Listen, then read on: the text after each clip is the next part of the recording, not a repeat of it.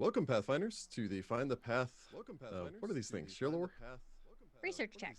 Research check? I can hear That's it right. coming Share from lore's our other thing. Research check. I never get that right. Oh, I'm hearing it from So myself. welcome to Okay. the Find the Path Ventures Research Check. I am Rick Sandage. I am joined by my fellow co-hosts. I could introduce you, or you could introduce yourself. I'm Jordan. Rachel Sandage. We have hoodies. Oh, well, Yeah. you have a hoodie. I don't You have have a hoodie. We don't have hoodies. Well, that What's up sounds like with a that, personal Jordan? problem. It I sounds didn't like you realize should that have was told in us the- you were ordering one, and I could have slipped mine in. I mean, you could have. It's not in the budget. Didn't. It's in my Let's be budget. honest, my inner goth would want a black one anyway. The default one is black, and most people have been Oh. ordering black ones. Oh, okay, that makes sense. My inner assassin with like a white hoodie.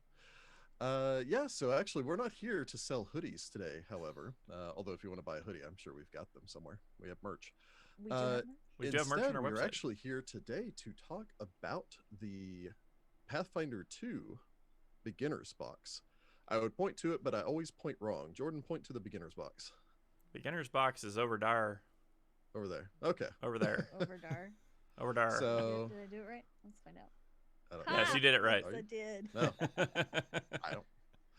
I am apparently the only one incapable of doing that properly. So, yeah, so Pathfinder 2 has been out for over a year now. However, the beginner's box was released relatively recently. I think, unlike many things that we review, this one isn't that old. Yeah, it came out like maybe 6 weeks ago.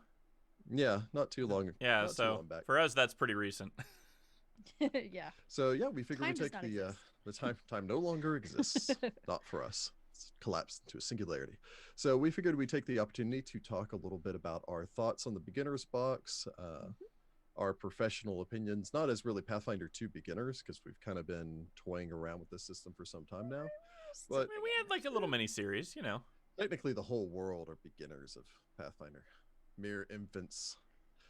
Compared to 3.0, 3.5 Pathfinder, all that good stuff. So yeah, I suppose Anyway. we should jump into things. So I believe we've got the front cover of it up. Is that right? Yep, you got it. Yes. Hey, Nailed it. the front cover up over there. So I suppose we should start with that. I like this cover. I mean, do it's very too. Classic. Yeah. Yeah.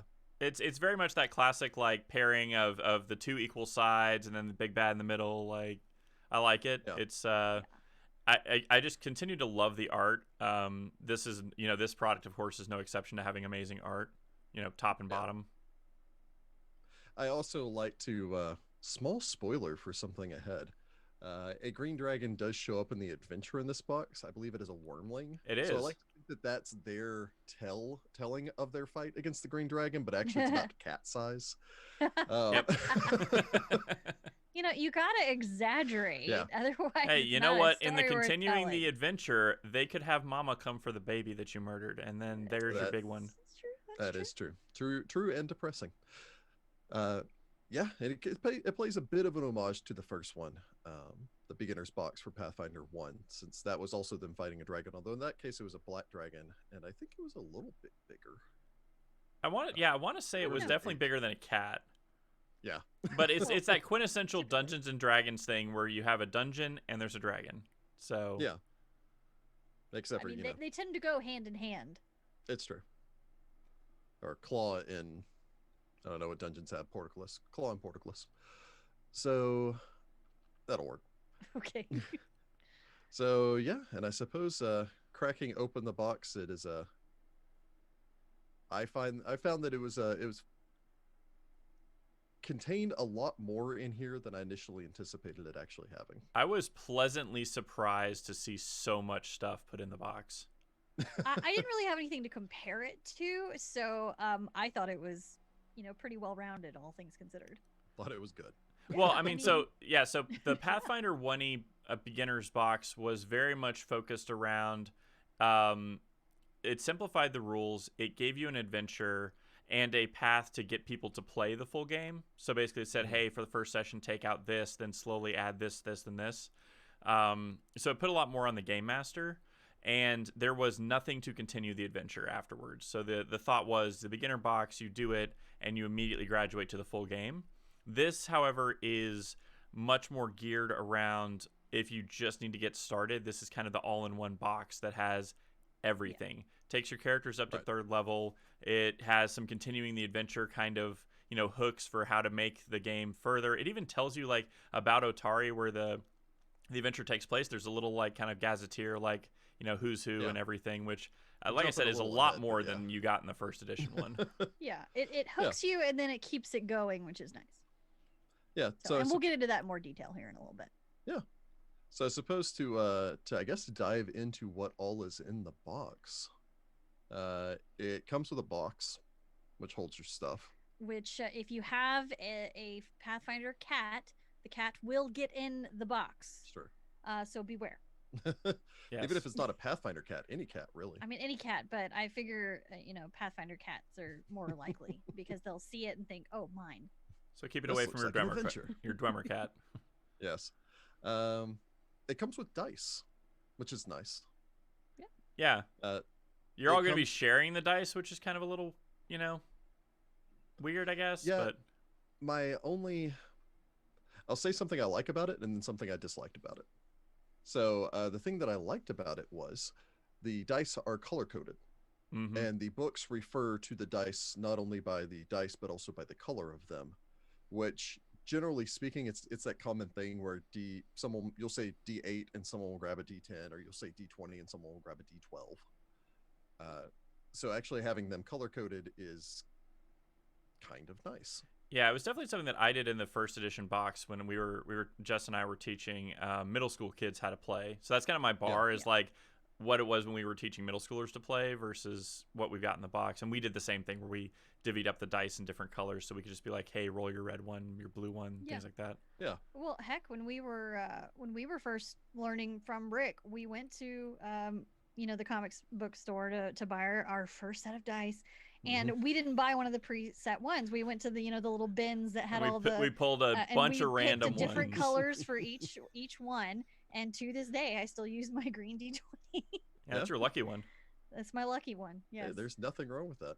Yeah. But so I personally like that they're color coded. I know before we got on here, Rachel raised one valid point about them color coding it. Yeah, I mean, if you're colorblind, it ain't gonna help you any. I mean, now it really depends on your type of color blindness. Like my dad is red and green color blindness, which is why I don't know how he drives. But there are different kinds where it's like oranges and yellows and whatnot. So you can still get a spectrum. So as long as they're all different colors, you can still usually. Yeah, the biggest concern is somebody who's monochromatic colorblind, where they only see basically in black and whites and grays. Yeah. So to them, they're not going to see. It's not going to help them.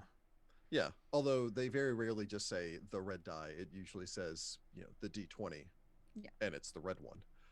So it technically it doesn't impede them, and it's useful for anyone who does not have an issue with distinguishing between different colors. Yeah, and every page of the character sheets has all of the dice by D4, D6, so on.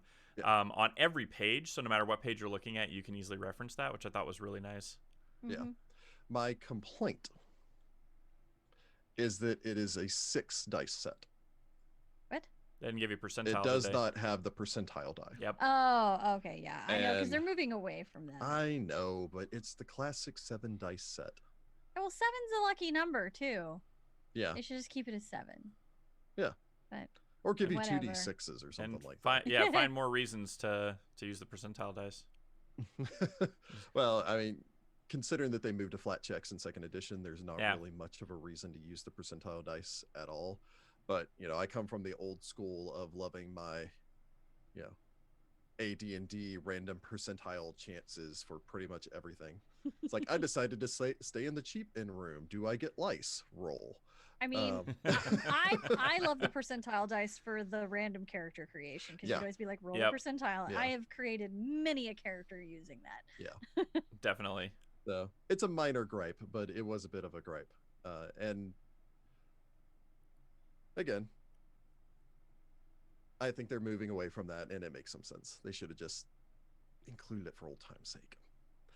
Well, I think that's also the thing of like you would have had another color to manage, and then people would be getting confused on like which of the D10s to roll, you know, because to them they just look the same. So you make one regular, and then you make one sparkly. This is not difficult.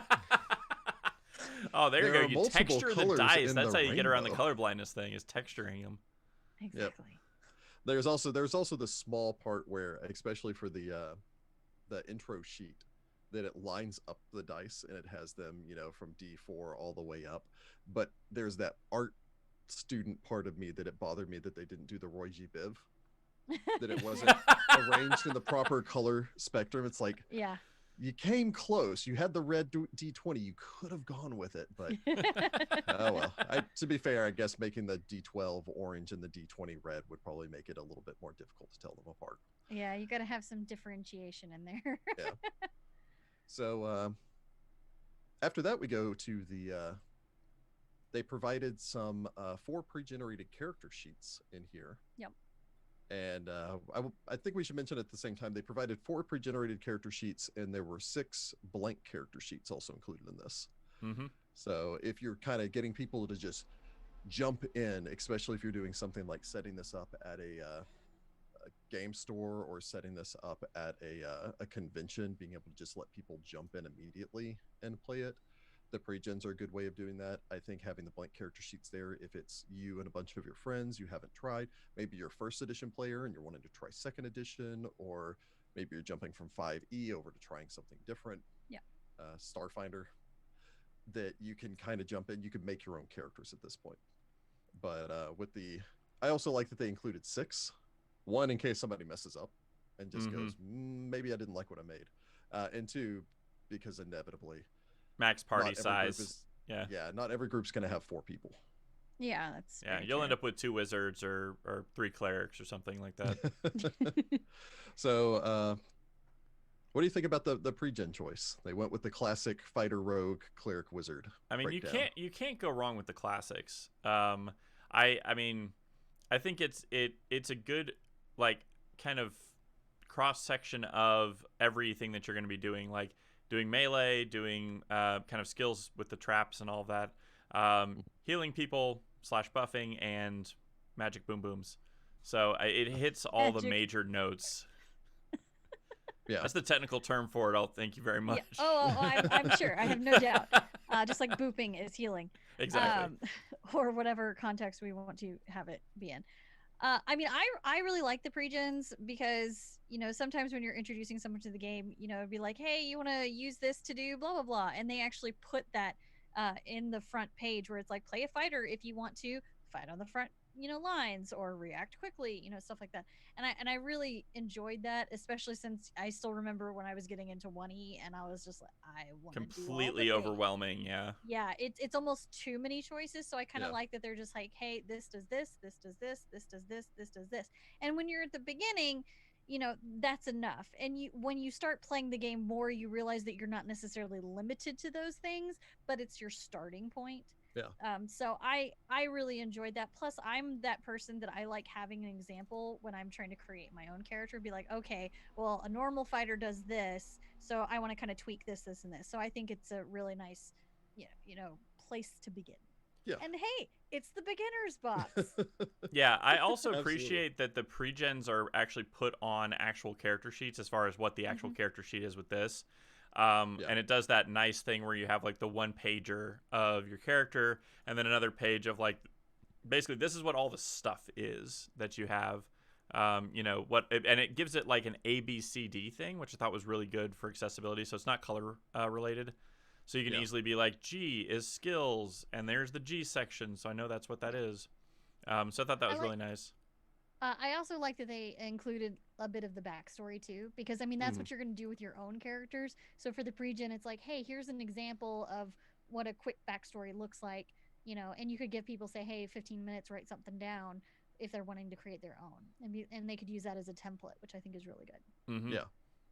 No, I think that was a good addition, because a lot of people, especially in a lot of the introduction games, focus on the G part of RPG and not really the RP part of it, which is a lot of times what people are interested in. You know, when they first get into a game like this, most people are a little bit uncomfortable with the role play side of it. That being said, a lot of times that's what people are getting into this for. That's why they're playing this as opposed to playing something like, I mean, my mind immediately went to Descent, but there's a lot of other.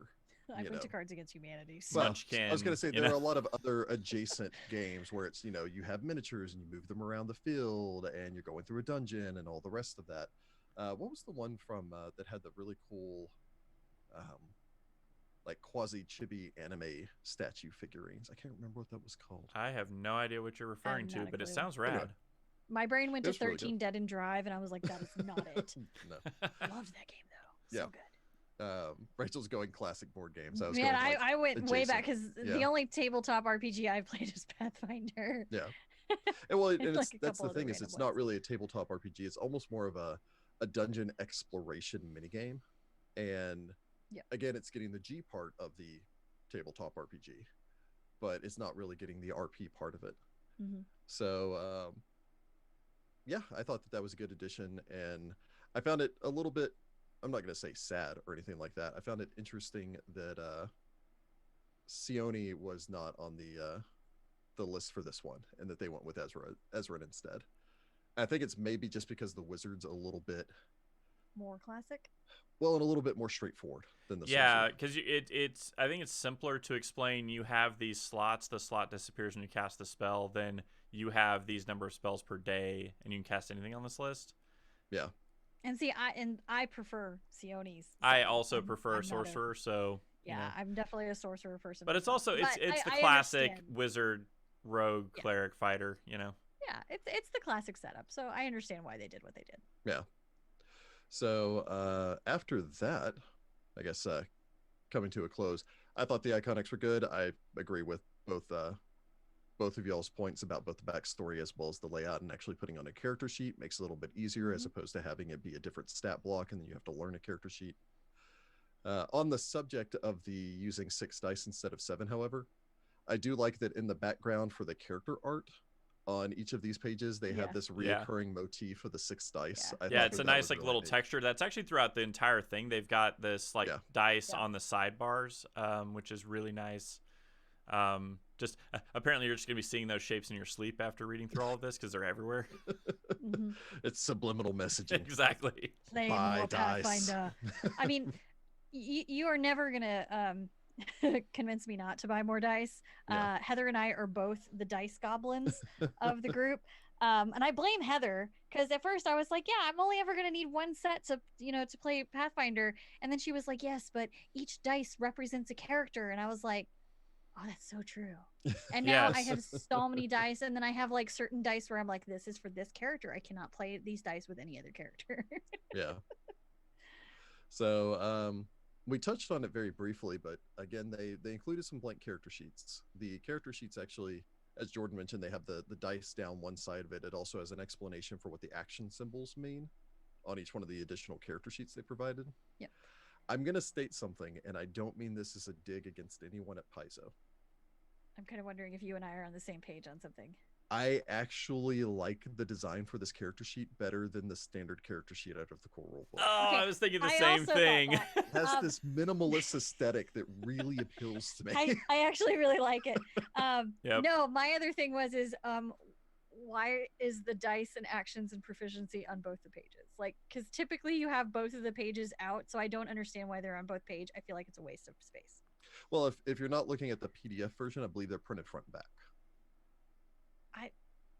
Okay, maybe I'm just weird. I don't like printing front and back for my character sheets ever. Yeah, I don't either, but I think it's also one of those things, if you're in a small table where space is kind of constrained, you're only going to have one page visible because there's not anywhere else to put stuff and your dice and all of that. So I think it's probably for that reason.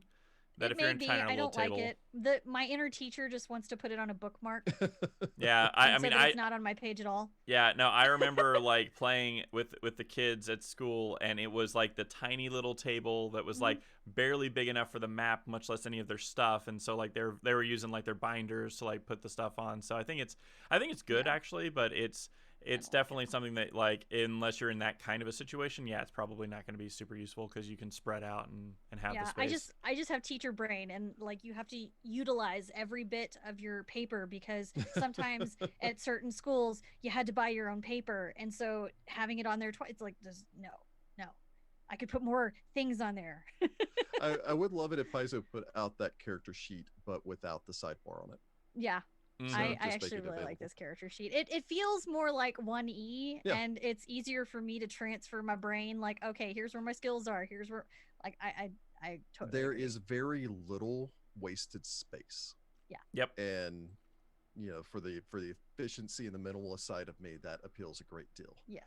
So, I also appreciate that there's a space to put your pronouns. Yeah, I really enjoyed that. Yeah, that was really nice. So yeah, I think they included it in the 4-page sheet also. They did. Yeah, they did. I think so. I think they did. I always appreciate Paizo's dedication to inclusivity. Thank you. Yep. So sometimes I have problems with words. That usually gets edited. So I just think this character sheet went more we're probably going to use this word a lot, more streamlined, because it felt like the one that came out for the normal play, which I don't like because I end up just using Hero Lab now. But I think that they went more for like here's the graphics and here's how it, just more of the look rather than the function. And I feel like they needed to kind of balance that out a little bit more, because I like this one where it's like, okay, I have a heart for my hit points. I have the shield for my, AC. I have the magnifying glass for my perception. I don't need all the other stuff. Yeah, I'm one of those people that I know people used to jokingly say that like the 3.0, 3.5 Pathfinder character sheets look like they were printed off Excel sheets. And I never minded that, because I love the efficiency of, I love Excel, but I love the efficiency of how that works. So, well, I mean, making it look nice, I'm not good at the making it look cute part. I've always been bad at that, but making it function is important. Well, and the use of color here is very tactical, because the things that are highlighted in like this orange border are the things you're going to be looking at the most, right? Your hit points, your speed, perception, your saves, AC, and then your attack bonuses for your, melee and ranged weapons. So I like that the use of color is very minimal, but where it is very like it's where you want to be drawing the eye to those positions anyway. So you want to be. Yeah. So it's really good use of color. I bet you give it, I don't know, and they may already have it out now, but I bet you somebody out there has already turned this in to a sheet without the sidebar. Well, so it would need some use, because they only go up to expert in terms of your proficiencies. So if you look on the sheet, there's nowhere for you to put master or legendary, so they'd have to add that on. But I think that's a small thing to be able to add on. Yeah, I recall. I think he made it during Gen Con that Param with No Direction made a character sheet that kind of resembles this. I think it was during Gen Con when 2nd edition dropped. I think his was landscape. His is landscape, and I don't do landscape. I'm a portrait fan myself. Yeah. Well, and somebody commented in the chat. Yes, I use the 3-ring binder with sheet protectors and vis-a-vis markers because I was a teacher. Because we're not heathens. Because I'm not a heathen. I don't like erasing holes through my papers. I was gonna say I legitimately have like the wet erase markers and then like a little thing that I wet down to erase everything. I've even got. You can probably see up here. These little notebooks right here are my retired character sheets. Binders of them. Binders of characters. I am a binder freak. You haven't been able to tell from my bookshelf. That teacher. So that whole teacher thing. So maybe a little. I suppose moving on from here, I don't think there's much more we can say about the character sheet, other than the fact that we liked it. I did like it a lot. Yeah. A surprising amount. If they can just get rid of the hand holding bits and just make it a nice sheet, I'd probably use it over the other one. So I figure the next thing on the list is they did put out these player reference cards, and they're double-sided. So they've got a player's reference card on one side that talks about like checks and how you get critical successes and critical failures and all the rest of that. And then on the and like some standard actions that you can do, like dropping prone and jumping and seeking and stepping and striking. And then on the backside, it included a list of conditions. And it's not a complete list of conditions. However, it is probably a list of the conditions that you're going to run into the most. Exactly. Well, I think it's the ones that you could run into in both the adventure and the things that are in the like their bestiary portion. Yeah. That's what I'm imagining that list is. Yeah. Well, and again, it's covering the major ones. I mean, the only thing I see on here that I would think is probably missing, because I run into it so much in first edition and I haven't had enough experience to see if it's prolific in second edition or not, is the blindness condition. But again, I don't think that there's anything in the bestiary that could cause that condition, so it wouldn't be necessary for the purpose of running the introduction. No spoilers. There is a basilisk as one of the things you can fight if you're continuing the adventure thing. I'm guessing the blindness is because that's the best way to counteract the petrifying gaze. Yeah, well, no, blindness isn't in the conditions list on this. Yeah. Oh, it isn't in there. That's the one that I think is missing. Oh, okay. Weird. Okay. I do feel like it'd be really cool if they'd have given you more ways to print it, though, because again, teacher brain. Because I'm like, this would have been really cool if you couldn't print it like front and back. You could print it one on top of the other and turn it into a little tint. Oh yeah. Oh, that would have been really cool, because then you could just flip it around. I mean, I'm sure it'd be easy enough to figure out, but yeah. Well, and I think done it. One of the things on this sheet that I found was interesting is it does include 3 markers for your 3 actions and a reaction marker. So it's got like 4 little circles with the symbols on them, and the pawn set came with punch outs that are the action symbols. And you can just put them on top. Yeah, or take them away, and then at the beginning of each of your turn, put them all back or something like that, so that you have a visual representation of whether or not you have those available. Yep. So I think that, especially for someone that's a little bit more tactile, I think that that's a really good way of showing them exactly, this is what, these are your actions. These are the ones you can use. If you laminated one of these cards, you could easily just give them a dry erase marker and just have them draw a mark through it and then erase it at the end of their turn or something like that. And I'm gonna say, not that I'm promoting Amazon whatsoever, because they don't pay us. Abadarian, but they do have some pretty cheap laminators that I've actually been thinking about picking up, and so it might not be a half bad idea. Of course I would. Do you know how helpful laminating things is? Oh my gosh. Because I'm a digital nomad that doesn't do paper, because I'm you gotta have a healthy balance, Jordan. Healthy balance. My handwriting is so poor, I've completely forgotten how to write during the quarantine. Is like trying to read ancient it's ancient Assyriani. God, no. At least that I've got some pictographs to guess off. Oh yeah, I can't draw either. So it's a Menephis, and nobody would be able to tell with your handwriting. So before we descend any further down that rabbit hole, before we get the chat asking to see examples of Jordan's handwriting, no, I really liked the player reference card, and I really liked the condition card. And yes, they can go to find-path.com and look at Jordan's character sheets and see his handwriting. Yep. It's bad, y'all. It's real bad. Yeah. What was it I tried to read off of your sheet one time? Oh, there's some episode where I wasn't there, and you guys were looking at something on my character sheet, and apparently you had a whole conversation about how atrocious my writing is. I don't even remember what it was. Because you couldn't read it at all. Couldn't read it. I'm sure if a fan is on here, incense, that's it. Incense. Oh, hey, somebody already knew. Look at that. Go chat. Oh yeah, this fancy increase. I remember that. Yeah, the fancy increase. It was incense. I was like, what is this? And I'm a teacher too. I used to read former teacher. I used to read bad handwriting all the time, and man, Jordan, yours takes the cake. This pleases me in a weird way. Anyway, let's move on. So, player reference card, good. Condition card, also good. Yes.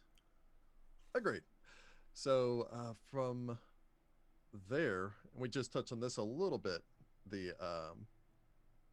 There's the pawn set. Love the pawns. And the pawns in this, the artwork in this is beautiful. Indeed. which I know is a little bit redundant. It's probably make a drinking game of every time we say the artwork is beautiful in a Paizo product. But the artwork is brutal. I was gonna say, I don't know if we'd be surviving any of our reviews. I did like that it had the little punch outs. Yep. For the symbols, like the action symbols. My only thing, and I can understand why they didn't go this route, is I wish they were dual-sided. I wish like one side was green, the other side was red, and then you could like flip them over when you use them or something like that. But nothing for that. Are they actually like the thick cardboard punch outs? Yeah, they're the standard as the cardstock. Yeah. Okay, because I was gonna say if they're not, if they're just like a PDF or a paper or something like that, you could always just print it on cardstock. Yeah, you could do that too. Other than that, it has like all the monsters that you would need to run through the adventure that's in here, which is a wide variety of them, as well as a whole bunch of the classic fantasy staples, which of course you're going to run into whenever you're running this adventure. You have your wolves and your spiders and your rats and your skeletons. Snakes, oh my. Yep. There's snakes squeeze too. a drow in there. Yeah, I was gonna say there's some actual like really interesting choices of what to put in there. They made the owlbear appear, and that made me really happy. Yeah. Mimics. Oh gosh, there's an ooze. Yep. Yep. Oozes. It hits most of the major things because you've got outsiders, you've got undead, you've got aberrations with oozes. You know, like it actually hits most of the majors. Variety. Yeah. Yeah. And I think their inclusion is if I recall correctly, the original pawn set was the first edition beginner's box. That they had never made pawns before they made the first edition beginner's box, and they didn't want to print off a ton of actual, like, I say print off, this was back in the day when they used molded and didn't 3D print everything, but an actual miniatures and send them out to people, because that's what you got back in the 3.5 D&D days, is you'd get a box and they'd have a variety of different miniatures, and you couldn't really fit that many minis in a standard box. And so having the pawn sets was revolutionary. Like, people were buying the original beginner's box for first edition just to get the pawns. So it's come a long way since then. And I think now I can't imagine playing in person without pawns, honestly. Yeah. I haven't been able to use my pawns in so long, but yeah, they are a staple of Pathfinder, to the point that eventually every other tabletop game kind of, took the idea and ran with it. Yeah, and you had a really cool way of organizing them too. You have the 3 ring binders with the card slots. Yeah. Yep. The 9 slot ones, which are for baseball cards and all the rest of those fit large size creatures, and they sell specialty ones that are 5. They're 15 total slots, but they're smaller and they fit perfectly for a medium sized creature. Or small. Thing on that sometime. Or small. You can actually put like 2 or 3 small ones in one. Yep. But so I think the pawns are good. It comes with a small number of bases. I think only 1 large base, but considering I think the only large thing is the owlbear, though. So I don't think they need more. I think there's an ogre in there too. There's an ogre too. Yeah. But I think if you've been playing Pathfinder First Edition for any amount of time, and you're a game master, and you've ever bought, if you buy 1 bestiary set, you're pretty much set on pawn bases for all time. Mm-hmm. Now that I've got 6, I've just got a giant bag full of pawn bases that I never use. I've got them in different colors even. Yeah, I was gonna say Jordan at PaizoCon.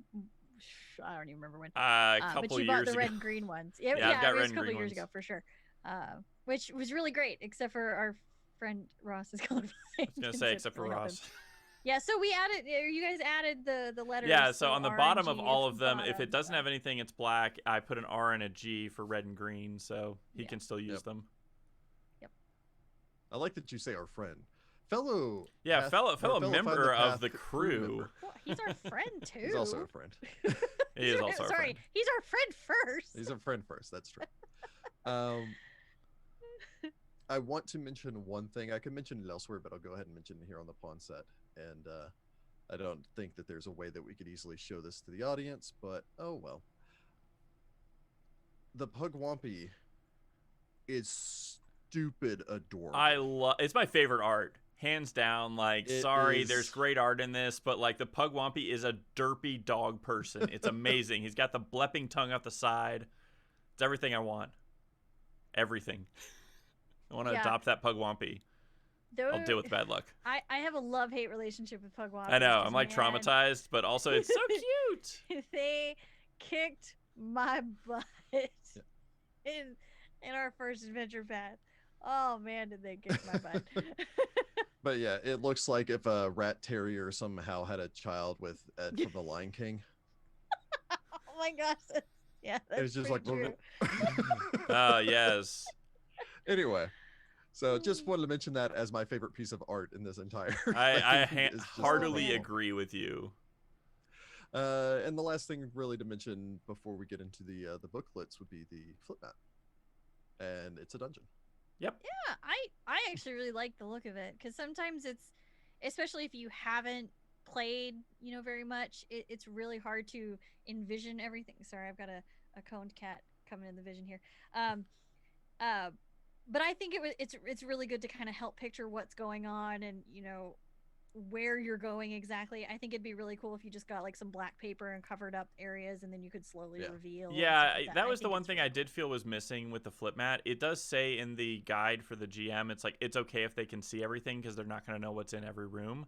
But there is something kind of fun about getting to do those reveals where you like pull off the paper and show them where they're at, because like I don't know, it's just I'm used to doing that, and so like it just seems kind of weird that you can just plop down the map and like everybody knows what it is, because the setup of the adventure doesn't assume you know where everything is. Yeah. I will say, and this is a visual thing, so the audience won't get this quite as much, but I'll probably get a laugh out of you guys. If you're looking at the second page of the flip mat, the second map, the upper left hand corner kind of looks like a skull with a little bit of a head tilt and like a necklace just on the design. Skull, yeah, it's a little bit of a derpy skull. Yeah. No, for sure. So yeah, it just kind of amused me. I don't know if that was remotely intentional, but the skull. I highly doubt it was intentional, but it probably somebody put it in there and is going to get a chuckle now because we mentioned it. Yep. There you go. I'm glad to have maybe made that person's day. Yeah, I think we beat around the bush, so we've covered everything except for the big books. The big books. Oh man, and they are big books. I was amazed at how thick they were. I was kind of surprised. Yeah. Every one of both of them, for the GM and for the player, over 70 pages. Crazy. Yeah. So yeah, I suppose let's start with the Hero's Handbook. Sounds good. So the Hero's Handbook contains most of the basic information needed to play the game. I'll hit on a couple of things that I really liked, and then you guys could either hit off with whatever you liked or follow that up. So I was immediately surprised, and I would say pleasantly surprised, that the Hero's Handbook opens up with a solo adventure that is a choose-your-own-adventure style Pathfinder game that you don't need to build a character for. Yeah, was the most crazy part of that. It was a bold choice, and I love it. Yeah, I thought it was really cool because I'm not gonna lie, I totally was skimming and I didn't realize it was a solo adventure when I was first reading it. I was like, hey, this is really neat. I was like, how does this work? And I was just going through, and then I was about halfway through, and I was like, I missed something, so I had to go back through. And having written choose your own adventures, holy crap, that's a lot of work put into that. So bravo. Yeah. They're difficult to write and keep it all straight. Nope, it impressed me. I found that to be a whole lot of fun. I really enjoyed that, and I kind of hope that they do a few more of those. I think it'd be great for honestly for middle schoolers, because I taught middle schools, and getting kind of younger kids into this. I think would be really good, because sometimes kids aren't comfortable doing it in a group big setting. Group setting. So kind of introduce them in like, hey, here's this small little thing, get them in with the adventure, get them in with the story, and then eventually you can, hey, well, what kind of character would you put in this setting, and stuff like that. I think it would be great. I just really love it. I did like that it did dovetail into character creation as well. Yeah. So like it's a really good example of like kind of the tutorial, where like it shows you a bit of the game mechanics and then dumps you into character creation like a lot of video games do. So I thought that was a really nice kind of touch to it. Yeah, it's kind of a little intro thing to tease it before dropping you into the character customization screen where you can spend a few hours. Yep. So, speaking of creating your own hero, that is the section that followed this. Mm-hmm. Yep. And it's a pretty beefy section at like 36 pages of content to get you all kitted out. I am just going to reiterate. I know I've said this probably 100 times in our after parties, during our games, whatever.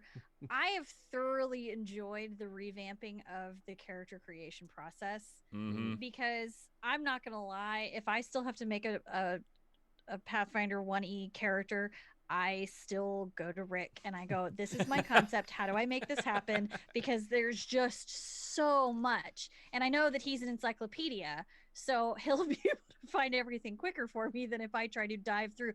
Y'all can see the books behind him, right? Like, yeah, all that's in his brain. And so, not all of it. Quite a bit. So that's why I really like the 2E process, because it is much easier for me to get into it, because I do consider myself to be a creative person, but I do get overwhelmed, anxiety. And so I like that it's like step 1, create a concept. I'm like, cool, I'm there. Step 2, build your ability modifiers. Like, it's just, I love it. Yeah, and this is really organized in a really clear, straightforward way where you progress through the pages. It's not like the one criticism that I do kind of have of the core rulebook is you're flipping back and forth between a bunch of different things to try to reference like what are you supposed to be doing with all the different pages you're pulling stuff from. Yeah. This is very much like start with your ancestry, go into your background, pick your class, pick equipment, and here's some finishing touches, you're done. Like in that order. So like you don't have to even go to like look for spells in a separate spell section because all the spells for that class are actually put with the class. So it's very quick and easy. And it even gives you like what does 2nd and 3rd level get you, which I thought was really nice because it makes leveling up really easy if you do want to continue your adventures. Yes. Yeah. Yes. And I also like that it's a criticism that 2nd edition has received. And it's one that I don't necessarily agree with, where one of the issues a lot of people had going from 1st edition to 2nd edition for Pathfinder is that there are so many options in 1st edition because it's a game that's been out for over 10 years. And, you know, I think it was Eric Mona that made the joke about it's like, well, yeah, you know, you can't make your Wailing Blood Rager right now. But eventually, maybe you'll be able to make something similar to it. And the problem is especially starting out, and I've held to this belief for a long time, is limitations are good because people get paralyzed by too much choice. Yeah. And then they feel like they're making a wrong choice.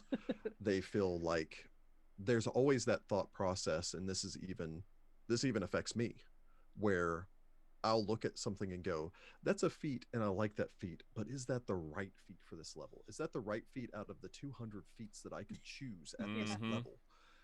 And so the character creation in here limits you to the big 3 as far as the ancestries are concerned: human, dwarf, elf. I'm not surprised by the human and the elf part of it, especially because the iconics that are provided in this book include an elf in the form of Mauricio and 3 humans. The dwarf a little bit surprised me, but it is the iconic. If you're looking at the 3, you know, you've got your Legolas, you've got your Gimli, you've got your Aragorn, you've got your big 3. Yep. So I'm not really surprised that they went that direction, and just saying, hey, pick between these 3 is a little bit easier than telling someone to pick between these 7. Or let alone, you know, once you're getting into now there are lizard people and cat folk and so on and so on and so forth.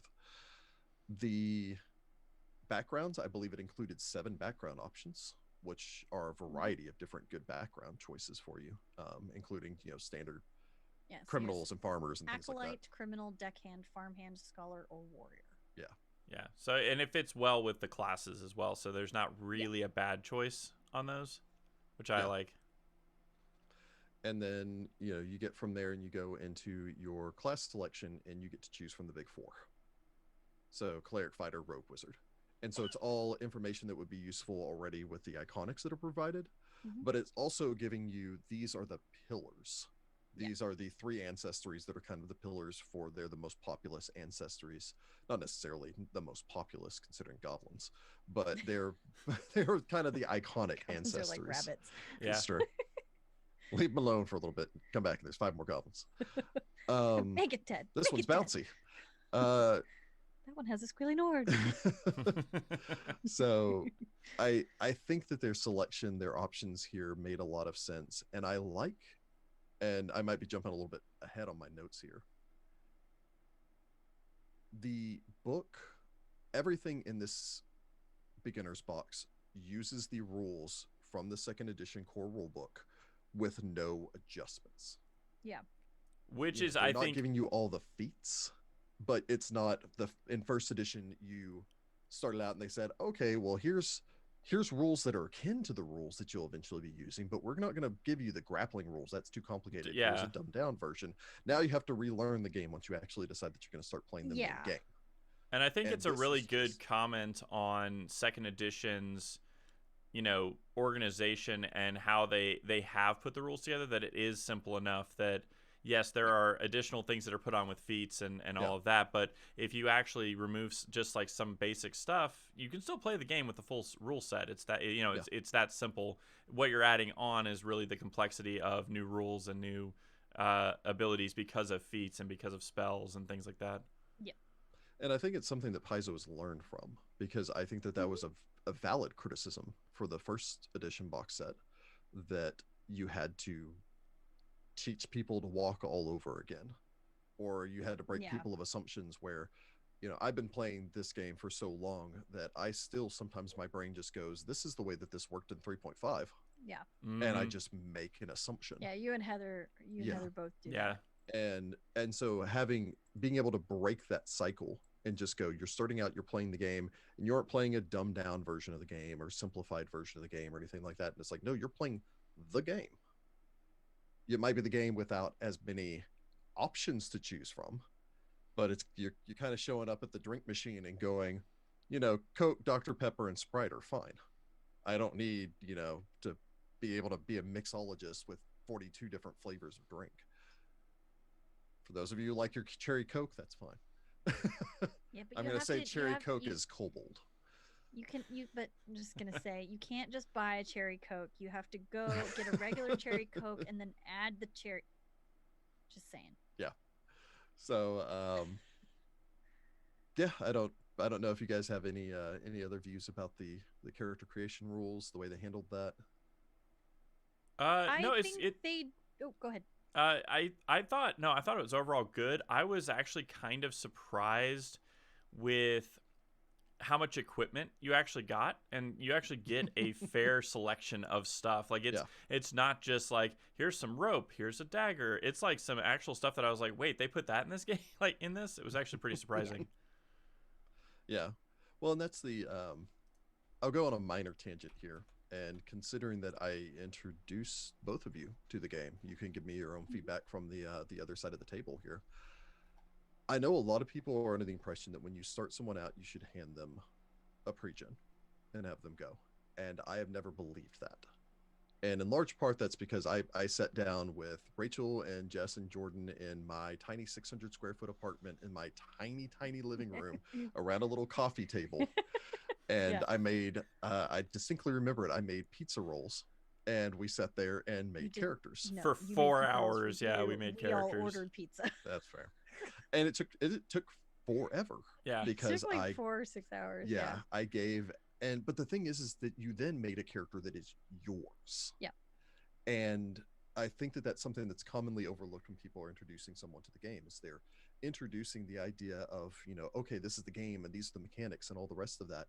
And the fact of the matter is that your favorite story, be it, the Lord of the Rings or the Dritz series or, I don't know, My Hero Academia, your favorite story would not be the same without the central characters. And so it's the character is way more important, and being able to make your avatar. That's why you play a game and you have something like Skyrim or Cyberpunk, where you can spend 5 hours on the character creation screen just to make sure that their cheekbones are just sharp enough. so that when you're playing the game and you see yourself in a mirror or something like that, or you pull up your inventory screen, it's the character that you want. And it's the same thing here, where being able to select your class and all the rest of that, being able to make the character an avatar for you to explore the world, is so important. So I like that they spent that much time on providing people a way to delve into the character creation. I will say that I definitely agree with that. Being a creative person myself, I do a lot of my own writing. However, I kind of see pre-gens as writing fan fiction, where it's like you're not quite comfortable to dive in with both feet. So you're like, I'm going to take this character that's already here and I'm going to do something awesome with this character. And then after a while, you start realizing that, okay, I'm writing original stories, but with somebody else's character. I should just make my own characters. So I don't want to discourage people from using pre-gens if that is better for you. Because I'm going to come flat out and say it. I wrote a lot of fan fiction, and it is still out there somewhere, and it's not good, but it was creative. It was creative, and it did pave the way for a lot of the stories that I write now, because I mean, one of these days I will finish one of my books, and that's kind of how I equate it, where the pre-gens are like your fan fiction, and then your character that you create, that's when you finally kind of like, you take off the training wheels and you dive in and you do it, and it's awesome. Yeah, and I always look at pre-gens, especially in this kind of scenario where it's like you're just starting out, as I'm not even sure if I want to play this game, so I don't want to put a lot of time into it to see if I like it. And like pre-gens are good for that, because you can sit down and start playing immediately, versus, I know I want to play this game, I want to create this character, and I want to go through this process because I know it will pay off. Like I've already kind of mentally made that connection that there will be a great payoff for me doing the work and building the character. So that's kind of my way of looking at it. So it's not that pre-gens are bad. It's pre-gens have their place. It just depends on where the person's mind is at. Yeah. There's no right or wrong way to play Pathfinder, as long as you're not a jerk. Oops, sorry, I have a cone head. Rule number 1, don't be a jerk. Rule number 1, don't be a jerk. Rule number 2, have fun. Sure. Yeah, in that order. Pretty much, yeah. If you have fun being a jerk, go away. Yeah. So yeah, the other than that, the book does cover the basics of the rules for the game, and I think it does. I feel like it almost does so in a more succinct way than the core rule book did. It also touches on skills and kind of covers skills and all the rest of that. A lot of that's introduced following this, but it doesn't provide you a dumbed down version. It just provides you a limited view of the total rule set. Yeah, and I like that it gave you the actions that you can do with the general skills. So like being able to, like, for instance, identify magic, like what does that take? Or recall knowledge. It gives you it very much like it's in the core rulebook, but just kind of it puts it in there. And they have a nice little chart of the skills and skills actions based on, like, okay, what can I do with athletics? And it has like climb, grapple, high jump, long jump, shove, swim, and trip. And I like that they did it like that with the actions, so that you can like say, okay, here, like this one page I could just have next to me and go, okay, I have 2 actions. What can I do in those 2 actions? Which I thought was really interesting, because it also gives you like what's the untrained versus trained action. So if you're trained in it, you can then say, okay, I can do all these additional things that are really cool. Yeah. No, I absolutely agree. I suppose to sum it up, also at the end they do have 2 pages which I rather liked, which were the last 2 pages of this, which were the getting knocked out, which just kind of summed up the death and dying rules in a rather succinct way that I feel is kind of useful, including covering like the unconscious condition and waking up and your recovery checks and all the rest of that. I felt like it was explained in a much more straightforward way than it was in the core rulebook. Yeah, actually, I think you're right, because this is a little over maybe a half a page of text that goes through the entire thing. Yeah, I mean, I think you're right. I think it is a little bit more, because it also goes into like, the wounded condition and how that plays into your dying condition and all of that. And keep in mind that half page also has the notable traits of like attack, non-lethal, and secrets for rolls. So if you take like that section away, it's actually even shorter. Yeah. And then the follow-up page after that is the quick rules reference. So it does talk about a whole bunch of things like the strike roll, saving throws, so on and so forth. Very useful.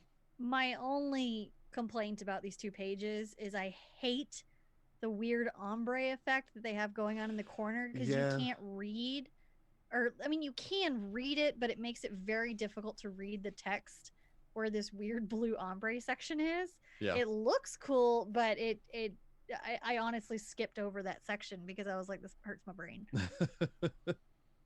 Yeah, I was kind of agreeing on that, where it was a little bit difficult to read, and I think that was one of the few occasions where Paizo kind of dropped the ball with their graphics in this. It looks really neat, and maybe if it was 3 shades lighter, it would be better. But it's a dark enough blue that the black text gets a little bit lost in it. And the green text, like you almost can't see it at all. And I'm also not entirely positive how printer friendly it would be. Yeah. Well, I doubt people are printing this in color. Well, no, I'm saying even printing in black and white. I don't know how once that's in a grayscale, how difficult that would be. Yeah, that's a good point. So, anyway, still, actually, I really like those segments. So, if nothing else, then I guess Grin and Bear. Grin and Bear. So, shall we dive into the Game Master's Guide? Yeah. Which I keep wanting to call the Game Mastery Guide, but I said the same thing like 5 times earlier today. This was my first foray into looking at anything behind the screen related. It was oh yeah, that's right. You've never GM'd before. I'm never gonna GM. I have no desire to do so. But this was fun. Yeah.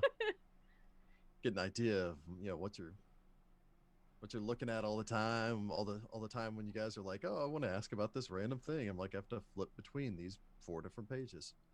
Or particularly when you're in I'm sure there are some game masters that can understand this, and this is something I've had to deal with somewhat recently, when the party's in a dungeon and it's like, room 5 is to the left. It's like, oh, there's a door over here. What's through that door? Oh, that's room 20. Yep. Like, okay, well, then they decide to go right. And I'm like, God, I've got to flip 10 pages ahead. Well, it seems like they made a map that was pretty straightforward, probably for that exact reason. Yeah, it's a very linear map. There are only 2, like what I would call optional rooms, just based on how the layout is. So it's very much, and the way that it's designed is the adventure itself introduces mechanics in every room. So it gives you the ability to start practically with nothing and walk through and go, okay, here's room 1. Room 1, basic combat. Here's room 2. Room 2 adds, I don't know, status effects or something like that. It's very well organized to build upon itself, which I thought was a really good pedagogical. It's like a tutorial. Yeah, very much tutorial based. Yeah. Yeah. So jumping in as we were just kind of stating there, this book starts with an adventure. Like page 2. The menace, the menace under Atari. And I'll go over what I like and I'll go over what I don't like, and you guys can give me your thoughts on those and your own feedback on what you liked and didn't like. You kind of already started delving into it a little bit there. It is a linear dungeon crawl. What I like about it is the first encounters with rats. And there's just a part of me that's the classic, fantasy adventure thing where the first thing you fight is rats. So I kind of like it. It's just classic. It's a little bit of a nod back. It involves a lot of kobolds. And I feel like kobolds are kind of the replacement for goblins. Now, they're kind of the new goblins, I feel like. Yeah, so they're kind of this is the standard small size kind of comedic evil enemy that you have to fight. So my complaint is the adventure is a dungeon crawl with a small bit of a mystery to it, but that's more or less just a hook. And I understand why they went this way, but I wish that there was more to show what Pathfinder is outside of the combat, the room-to-room exploration. They provide a lot of information about the town. Jordan was mentioning that earlier in this, that they have a whole section about the town of Otari. I think they have like 10 pages or something. But it's not this adventure. Yeah, they leave it open for the party to go back to the town and meet people there and do all that stuff, but there's no events that are tied between like this dungeon and the town to really, okay, you find something here and then you take it back to the shopkeeper. My mind immediately goes to the very first Diablo, where you just show up in the town and there's a dungeon under the town and you're like, okay, I've got to go down there, and it's like, I'm missing my smithing hammer. Okay, well, we've got to go down there and find a smithing hammer. Okay, we bring it back. It's like, oh yeah, my son's disappeared. There weren't really a lot of opportunities to facilitate role play, and there weren't really a lot of opportunities to explore everything else that Pathfinder Adventures are so good at. I would have loved it if there was a little bit more focus on the mystery side of things. If instead of it's just the, hey, there's the dungeon, it's right over there. If it was, I think you find out that there's like fish that have gone missing, that someone's stealing fish from the town or something. That's the setup, is that fish are being eaten out of the bottom of the fishery, like out of the storage area. So that's what sends you in the dungeon in the first place. Yeah, but if they had done an investigation thing to start with, and I know some of it's like, get people into the action, get them into combat as soon as possible. I just wish that the adventure had done enough to kind of showcase what you could do outside of just bouncing dice and stabbing kobolds. I do like that there's a puzzle. I think there's two, actually. Yeah. I will say the one thing that I noticed immediately upon reading this is it is actually really good at guiding the game master. So for the first time game master, that may have been like, if you've ever looked at a module, it is scaffolded, but there is like, it's kind of disconnected pieces that you're supposed to kind of weave together to make the story. This is very much like the intro to reading this. Like, it's usually just like a little paragraph that they give you that just describes the room you're going into. This is like a full narration of how you go down these stairs, and it's creaking, and then goes in media res, kind of goes back and says, a few hours ago this was what was happening, and all of this to kind of set the scene, and then immediately says, go around the table and ask each player the first thing they want their hero to do in this room. Like, it gives you that kind of guidance so that even you, who are maybe not a confident GM yet, know what you should be doing as you kind of go through this. So I thought that was really well done, in that they're not assuming that you know this game as a GM. Yeah. Well, it probably because I spend so much time with you and I live with you, and I was taught by you when it comes to this game. But that was actually my first thought process when I was reading through this, because again, I am not a GM. But the fact of the matter is, it says, after the introductions, put them on the stairs leading down to the basement. And I was like, oh, wait a minute.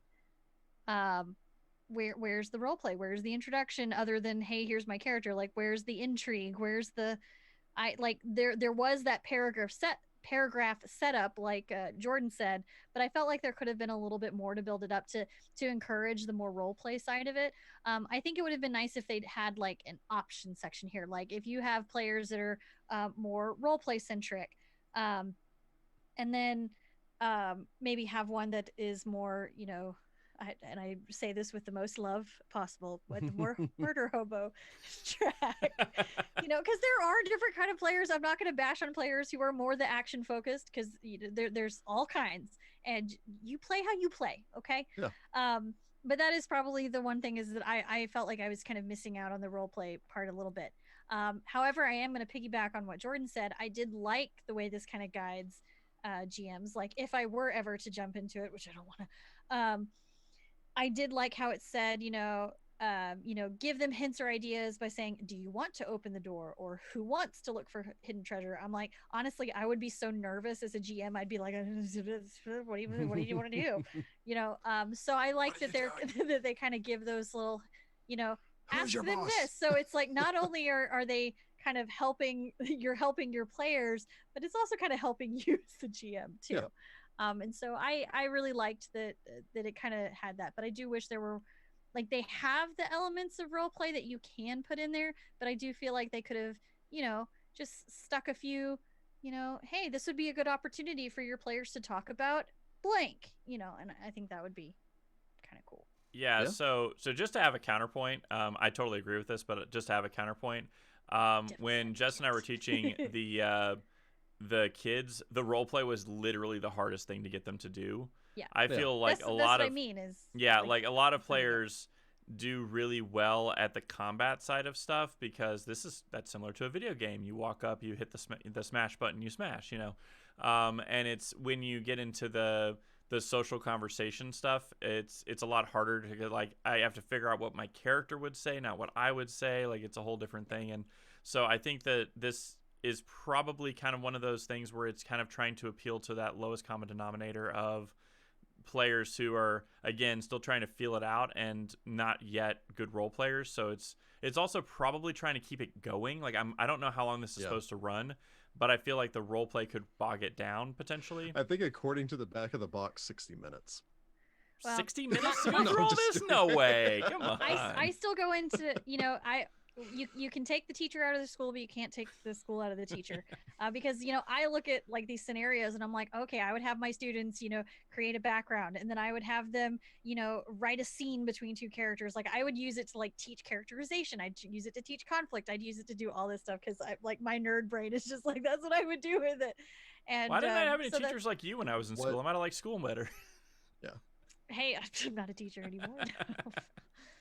What I think they could have done, and I don't know if people would have necessarily liked this more or less, I think that they could have just kept the flip mat, had the flip mat be two sides, and have it be two different dungeons. Have the party go through, do a full adventure, and then come back and then realize that, there's somewhere else you need to go. Fish for this other thing, and then need to go elsewhere to go and deal with the second part of it. They could have divided it into two adventures and had two separate dungeons. Yeah, and I think honestly, that's a good point, because I didn't because when you said it was supposed to be an hour, I was like, there's no way, there's too many rooms, too much combat. But yeah, because like the other thing is like you kind of have to build up that muscle to pay attention for that long. And again, middle school kids, I was doing good getting them to focus for about 15-20 minutes a go, so I couldn't imagine trying to play them through this whole thing. Try doing it for 8 hours. I mean, but to be fair, if they're going to be eventually, if the goal is to get them to start playing Pathfinder, even saying that the standard introduction for Pathfinder would be Pathfinder Society, then you're going to need to get people interested in the game that are already going to be willing to sit down for 4 hours. True. So, I think most people need to go in. I think a lot of people go into this realizing that this is not something that you pick up and you play. This isn't, Cards Against Humanity where you play a couple of rounds or whatever it is. This is a little bit more like playing a game of Risk or Monopoly. I mean, you can with the Pathfinder quests. The quests are designed to be done in an hour, but it's very, very small, one combat kind of stuff. So, and there are very few quests. Yeah, so I mean, they could have maybe gone something like that and then rolled into one of these larger adventures. But I mean, that's more page space that would have taken up. So, yeah. That being said, I will say that I really liked one thing that they did with this, and that is the fact that they created the adventure. They set the adventure in the town of Otari. Mm-hmm. Last week, actually, the new Pathfinder module came out, which is Troubles in Otari, which is designed to start up where the adventure in this book ended, and is 3 new adventures that maybe they provide some various different types of roleplay opportunities and all the rest of it. I haven't had a chance to look at it. It's 3 adventures written by Jason Keeley, Liz Lydell, and Ron Lundeen. Oh, those are going to be good ones. Which are going to be great because they are all phenomenal writers. Heck yeah, they are. And all of those adventures also take place in Otari, and they kind of assume, how do they say, designed for use with the rules in the Pathfinder Beginner's box and the perfect bridge to the exciting options of the full Pathfinder core rulebook. They take your heroes to 4th level and beyond as they venture further into the nearby wilderness and face fearsome foes, so on and so forth. And so it's kind of the stepping stone to go, okay, you've tried out the beginner's box, now jump into a full-fledged adventure. And then the upcoming Abomination Vaults adventure path is a 3-book adventure path that takes place in Otari. Nice. And so you've done the beginner's box, you've done these 3 adventures, jump into a full-fledged adventure path. My only beef there is, again, and this is a bit showing my own personal predilections towards things, it's a 3-book adventure path that is a super dungeon. So, and it might be that people, who have started out in the beginner's box and have played Troubles in Otari are already used to, I keep wanting to say Atari, but Otari. Yes. Troubles in Otari. my Atari 64. Yeah. That maybe it's just that they'd already be used to doing large dungeon adventures, but I do like that they planned this so that it's not just a one and done, here's the beginner's box, and now go and, okay, well, you managed to finish the adventure, in the beginner's box, so why don't you go ahead and pick up, Age of Ashes. Good luck. Does Abomination Vault start at first level? Like, are they going to make new characters? Okay, so they'd have to make new characters for it if they did play through all of that. Yeah, they would. So that might be a bit of an issue for some people. That being said, I believe if they finish up Troubles in Otari, they'd probably be around 5th or 6th, 7th level, somewhere in that range. There are other modules that they could jump into. What was it? The Slithering? I think the Slithering started at 5th. Yeah. I mean, they're full-fledged adventurers by that point. They got to branch out. Yeah, so they can branch out, and then later on, when they decide, hey, maybe we do an adventure path, they go, well, what about returning back to Otari? Yeah. And then it has even a nostalgia kick for them. Yeah. So, it's like every time you go back to Sandpoint. Yeah. There's always something wrong in Sandpoint. Sandpoint. Yeah. There's always something wrong. It's like Sunnydale. But yeah, I suppose we should probably move on from the adventure to talk about the rest of this the booklet, however, which includes a lot. I was gonna say a lot. I mean, it has the whole section where it's like walking you through the adventure, and then it finally gets to the game mastering section, which kind of, again, is kind of a how-to for game masters. Which, again, you guys probably just skimmed over this section because y'all don't really need it, but I actually had fun kind of looking over this. And I thought it was kind of funny that this like challenge and counter exploration, I was like, wait, there's a difference between a challenge and a counter. And it was just yeah there is. And then I realized like I knew the difference, but it was just like I guess sometimes use it interchangeably. I don't know, but so reading that I was like, oh, okay. And then it's kind of how they use the frame exploration for like you're in exploration mode now. Yeah. But really when you're storytelling, when you're running through it, you don't ever necessarily tell players like, okay, well, we flipped the switch for you, or we flipped the switch from encounter mode to exploration mode. Yeah. Now we flipped the switch to downtime mode. And it's not a toggle or anything like that. It's just something that is narratively explained by most game masters.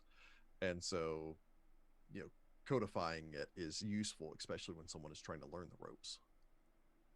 Yep. I mean, I'm always down for a glossary. Again, my inner teacher loves it.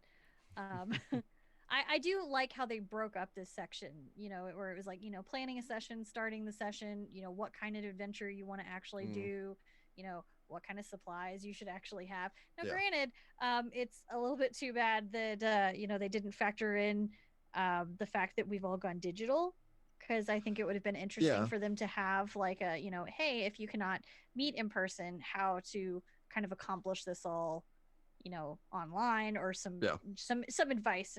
And again, that's probably because this was all written before the world decided to end. So it will return at some point. We'll be able to go outside eventually. Yeah. One day we'll be able to sit around a table together again. But I think that's kind of one of the things. But I did like how they laid it all out. It was easy to follow. It was easy to understand. I did get a little kick out of the distractions and interruptions section. Yeah, I liked that. Because it's just like maintaining the player's attention keeps the game moving and leads to memorable moments when everyone's in the zone. Too many interruptions break the flow. Some distractions will happen, like jokes at the table, but make sure interruptions aren't too frequent. It helps to plan breaks into the game. A 10-minute break is a great time to grab a snack, use the restroom, or look something up on your phone. And, I just go to, people just need to take a classroom management class. What it is. Yeah, it is a good classroom management. Man, parents are all getting a crash course on it this year. I feel so bad. Like, because, again, like, I went to school and learned a lot of strategies, and then I still got tossed into, a pool of sharks whenever I actually started teaching. And then, the world flips upside down, and then suddenly we're asking parents to not only do that, but, teach, do their jobs, maintain a household, do everything. I'm like, these people are rock stars. I don't have kids. I have 4 cats, and that's tough enough. And I cannot imagine having a little child. Like that's why I think my brain automatically goes into how could I use this to teach kids, because I'm like, hey, you know, if you're like, we need to do an English lesson for today, you could say, hey, we're going to play an RPG today. And the homework could be like, okay, write me a backstory for a character. Or, you know, if you're teaching dialogue or drama or something like that, which again, that's more higher levels. Lower levels, you could go simpler with it. But then my thought process is like, oh, do that. Heck, you could even put the kid in the GM shoes for writing a scenario. I mean, these are all skills. Sorry, I totally nerded out there for a second. And there goes the geek end. Come for the book discussion. Stay for the teacher workshop. I'm so sorry, guys. I get really passionate about this stuff. I'm still in education. I'm not in a classroom. So. Well, you do raise a valid point, though, that this does a great job of delving into a lot of suggestions for game masters. A lot of this is stuff that I think eventually either was written at the same time or eventually made its way to or stole from the second edition Game Master Guide. Because it's a lot of stuff that it's like, here's the big suggestions on how to become a game master, how to play the game, how to run the game. It includes one of my favorite segments from our review of the Game Mastery Guide, which was the side blurbs of environmental descriptors. Yeah, it's just like, you're in a forest, sounds, rustling leaves, snapping branches, animal calls, where it's, you know, it's stuff that if you've been playing the game for a long time, it's like you make your way out into the forest and you hear the wind rustling between the leaves.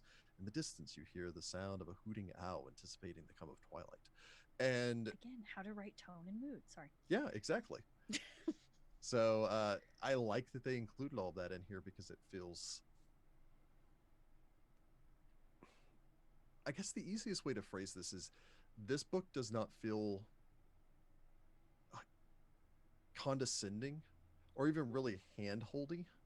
It feels like it is guiding you, it's providing you all the tools, and then it is trusting you to be intelligent enough to learn this, to dedicate yourself to this, and to be able to actively perform this eventually as good as anyone at a society table or someone that's been playing the game for years.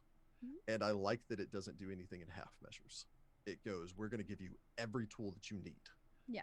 Straight out of the box to make a character of at least third level. Yeah. I did like that there is one section, speaking of kind of hand-holding, that I thought was actually useful hand-holding.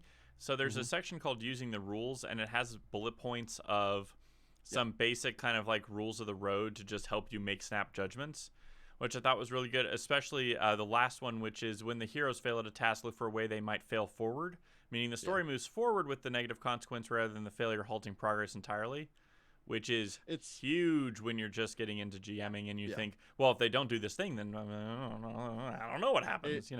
It's the classic conundrum of, well, what happens if the party dies? Like, what happens if they lose a fight? It's like, well, do they die? Not necessarily. I mean, maybe prisoner. Yeah, it's like maybe the big bad wants to know, like, how did you get here? What do you know? Is there anyone else coming? Is there something else going on? And then inevitably it leads the opportunity for okay, well, let's put them in a cell with one inept guard, and then where they can pick the pocket. And it always gets to my favorite part of any video game that they always shortchange me on, but it is always my favorite part of anytime this shows up in a game. I love it, and then they always chicken out at the last second, which is when your character gets captured 30 hours into a game and you get stripped of all of your gear. And then I'm like, I'm going to have to figure out a way to get out of here with nothing but my bare hands. They give you your gear in 2 seconds.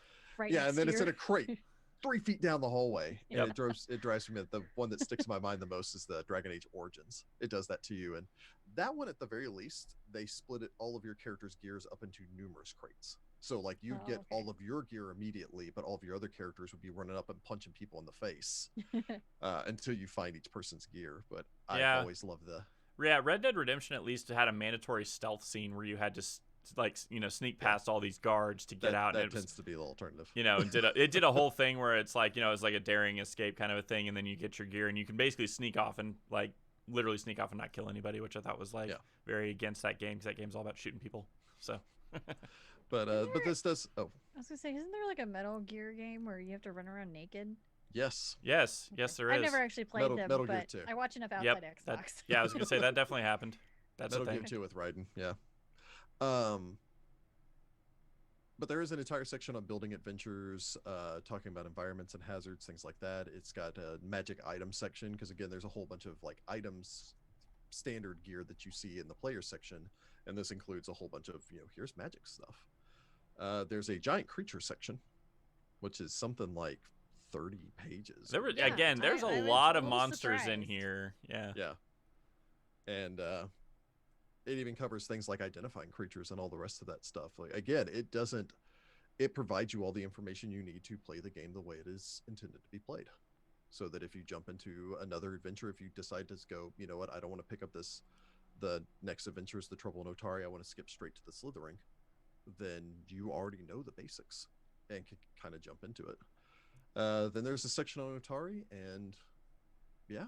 I mean, they had I really liked the I don't know if it's just the magic item section, because down the center of the page they have a lot of examples of weapons and potions and stuff, and I always like those visuals because sometimes it's a little bit hard to picture because usually you only have like what you've seen in movies and whatnot, and it's not always the same.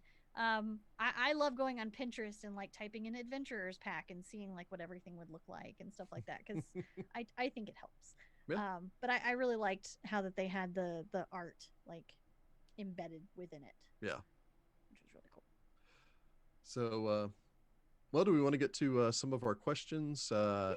Why don't we start with the ones on Discord, and then we can go ahead and do our questions from the chat, so we can compile those in the meantime. If you have any questions for us, feel free to go ahead and throw those in the chat now, and we will answer them. And if you're listening to this in sometime in the future, we do this every other Tuesday at 8 o'clock Central Time. So if you want to be able to ask your questions live, you can do that, or go on our Discord and you can pose the questions there beforehand. So if you have any pressing concerns that you need our limited expertise on, then feel free to ask. I don't think we have another one this month, just because Christmas. It is Christmas holiday season. It's true. Plus, we gotta wait for Paizo to release some stuff. Well, we have some interesting plans in the work for the new year, so stay tuned for that. Let's go ahead and start with our questions from the Discord, however. Okay. Denev in the Discord asks, what do you think of the difficulty? I found it very easy for more veteran players, but I loved how it gives newer players a chance to shine. I'm going to assume that that's in reference to the adventure.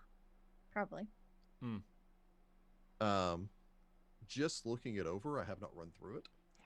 Just looking it over, I think that it probably leans a little bit more on the easier side. For a veteran player, it would probably, you're right, be very easy. I think it does lean on the easy side, and I'm going to state something, and this may be a little bit controversial, especially because I talked about how this game doesn't really do hand-holdy, or this box doesn't really do hand-holdy. It's not a great thing to sell your system if someone sits down, takes all the time to make a character, and then dies the moment they start playing. That actually happened to me. I made my first AD&D character. He was a halfling thief. I don't even remember his name. He was killed by a wormling red dragon because the fighter that my cousin's friend was playing wouldn't go to rescue me while I'm yelling for help because he had to put his armor on. And so I had to fight a wormling red dragon as a first level thief, and I died. I then came back with a paladin and swore that I would never play a lightly armored character again. That was a lie.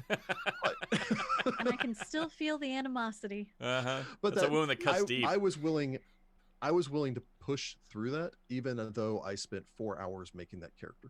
And there are many people that if they were on the fence, if they spent 4 hours making a character and then that character died in the first or second encounter, they would never return to the game. Yeah. And so I can understand why they may make it a little hand-holdy, why they may make it a little bit easier.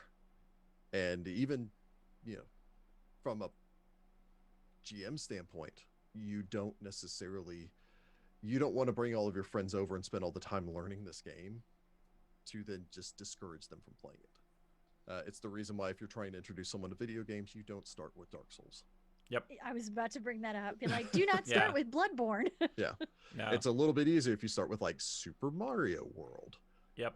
Even though the first Super Mario games I was going to say that the Mario games, though, do a good job at scaling that difficulty really well. So it gets hard at the end. Yeah. But the first couple ones are cakewalks, And some of the ladder encounters in this adventure are actually, they look to be pretty rough. And it even talks about, like, you know, if it looks like it's going bad for the party, encourage them to run. And here's what happens if they do have to run and come back later. And that's an important lesson to teach people, especially early on, because there are still people playing the game that have been playing the game for years that, you know, I would rather, you know, fight to the death and die here. Retreat is never an option. Ever retreat, you know. Yeah. I've broken my players of that a long time ago. Oh, yeah. We learned. So, do you guys have any thoughts on that? The hard way. It's true. I know none of us got a chance to actually, you know, play this, but yeah, I mean, I looked at it, just mainly looked at the encounters. I thought the encounters were pretty good. If you have 6 players, it's going to be relatively easy. If you have 3 characters, it's probably going to be a challenge because they don't give you any guides on how to scale it down if you have less than 4 players. So keep that in mind. You know, as if you're thinking of running this, is it's designed for 4. So, you know, that's kind of the challenge you're going to run into, is just, okay, it's also, and I may have just misremembering if they said it, there's not a good place to rest or recuperate really. So, like, you know, if they do, if they don't pace themselves, the players don't pace themselves, they will run out of spells and resources relatively quickly. So, and they won't necessarily know to pace themselves. Yeah. And that's another thing I thought was kind of a concern, at least, that I had, was, okay, if the dungeon is this long and they don't know how to pace themselves, they're going to be in trouble by, you know, the end of the first floor at the latest. Yeah. I'm kind of with both of you guys. I don't know if I really much to add on that one. We nailed it, Rick. Boom. Done. Mission accomplished. Pathfinder 1. Our next question is from Good Couch, and friend of the show, Sarah, who asks, in your opinion, how has the adventure design philosophy shifted in the 2E beginner's box scenario compared to Black Fang's dungeon from 1E? I will admit, and I think this is going to be in all of your cases, considering that I've been kind of your primary game master, I've never run the Black Fang's dungeon. I have. This is an entirely Jordan question. Yay! I'm useful. So it's very similar in that it even has some of the same kind of beats to it. So that, you know, there's the giant spider fight where there's webs everywhere and you have to worry about getting entangled and all of that. Like, it hits some of those same beats with it. The Black Fang dungeon, and I'm trying to remember from 5 years ago, probably when I last ran it, is a little less linear and a little bit more explory, which is it's a double-sided, you know, sword, because on the one hand, if it's open, you have to make everything of kind of equal difficulty because you don't know what path they're going to take, versus doing something linear like this, you can scale the difficulty appropriately. So I thought that, you know, I think that's probably the better way to do it, my personal, you know, opinion on it. But the other thing that they did differently in the first edition beginner's box is they also had a bunch of those quest kind of scenarios if you didn't want to do the full dungeon crawl. That's missing in this one. So, for instance, I remember one of my favorite ones was you walk into a mage's, you know, classroom, and you're looking for some book. The book turns out to be a mimic. You know, you fight the mimic. Like, that was one of those moments where, like, I saw kids' eyes light up. They thought that was the coolest thing in the world, and they were hooked for life. You know, like, that I felt like that was kind of missing, that, like, weird, like, what in the world is going on? Like, my entire perception of reality has just been shifted, you know, kind of moments. But that might just be because, again, I'm a veteran player who's been doing this for a long time. The magic's kind of worn off. But that was kind of the one thing I thought was kind of missing, was it would have been nice to have, like, a quest type thing. So, do you think this one was handled better or worse? I know you haven't had a chance to run this one. Yeah, without having a chance to run it, it's kind of hard to tell. Because what I'd like to do is I'd like to run it with like 3 people, 4 people, 6 people, because that'd probably tell me what the difficulty is set at. Because I'm not as experienced as you are, obviously, to being able to like look at stuff and just go, that's a bad fight or that's a good fight. You know, I'm gonna assume it's all on the level. Give Paizo the benefit of the doubt because it's probably on the level. Yeah, I think it's well designed. I think it's, again, it may lean towards being a bit more lenient. I think in some part also because some people may be making their own first characters, and I don't think that there's a way to make really a bad character with the options presented here. No, So there's not really like, there really isn't actually a way to make a bad character. So, yeah. Rachel's got a little buddy. I do. Poor Dexter little- is in his cone of shame. Yeah, Poor it's little fair. conehead. So I feel really bad for him, but he needs his neck roped. All right. So, yeah. Ben from our Discord asks, how does the beginner's box do introducing systems and content outside of combats, traps, social encounters, downtime? I think it actually does a pretty good job. I don't think it's very... I think it just presents you with the rules. I don't think it's very hand-holdy. Yeah, it's not part of the adventure to do downtime. So like that kind of mechanic doesn't exist. They do have like, I think there's at least one trap in this. Yeah. To introduce there are you. traps. I don't know about any diplomacy sort of stuff. I think it's kind of lacking, but that's just because you're in a dungeon for most of it. Yeah, because it offers 2, 3, about 5 traps to select from. It goes over the hazard rules and hazard experience rules and all the rest of that. But the overall, actually, I think it does a pretty good job of presenting you with all of the options. It doesn't include it as written, but I think it does a good job of actually like introducing how all of those options would work. Yeah, it gives you enough tools to be able to create that scenario if that's something that's important to you. It's not explicit, so it's the rules are all there for you to do it. You just have to, you'd have to maybe tweak it yourself to add a little bit of more diplomacy, or do a continuing the adventure kind of a setup to introduce those things, like maybe take them on a victory lap around Otari, and here's all the people you meet and all the schemes you find and so on and so forth. Yeah, I will say that I was actually surprised they included all of that in the beginner's box, though. I was pleasantly surprised that they actually included the downtime rules. And, mind you, the downtime rules in the core rulebook was, I think, 1 page that was basically, here's how to retrain your character. But all the other downtime stuff was just kind of established in things like the skill section and all the rest of that when you're talking about crafting things. Yeah. But the fact that they actually included stuff like additional hazards and the downtime mechanics and what else was it on here? Exploration and how to actually even figure out the experience points and difficulty class and all the rest of that stuff. The fact that they included all of that in here again shows you that this is a simplified version of the core rulebook, but it is not. It is the rules that you will be playing with if you're playing second edition. Yeah, and I mean, kind of keep reiterating that. Yeah, and if we're talking like value for dollars, the biggest the most striking thing to me is how much value you get for the dollars. The first edition beginner box had roughly maybe 8 hours of content without not counting character creation, like 8 hours of just the modules you could run through and everything, and that's about it. This is an adventure that will probably take you anywhere from 4 to 6 hours to do minimum, and enough like additional content to make you to go up to 3rd level, which means that you could be looking at like a good 40 hours if you stretch it out with a really good amount of social aspects and things like that. Like I was amazed at how long the PDF was, and it's like every page is gold, because this is like one of those things like I could actually fully recommend. Go buy the beginner's box, see if you even like the system. If you do, and you and your friends are good, then go buy the core rulebook, because you can play this game for a good long time without it before you need to invest in the core rulebook.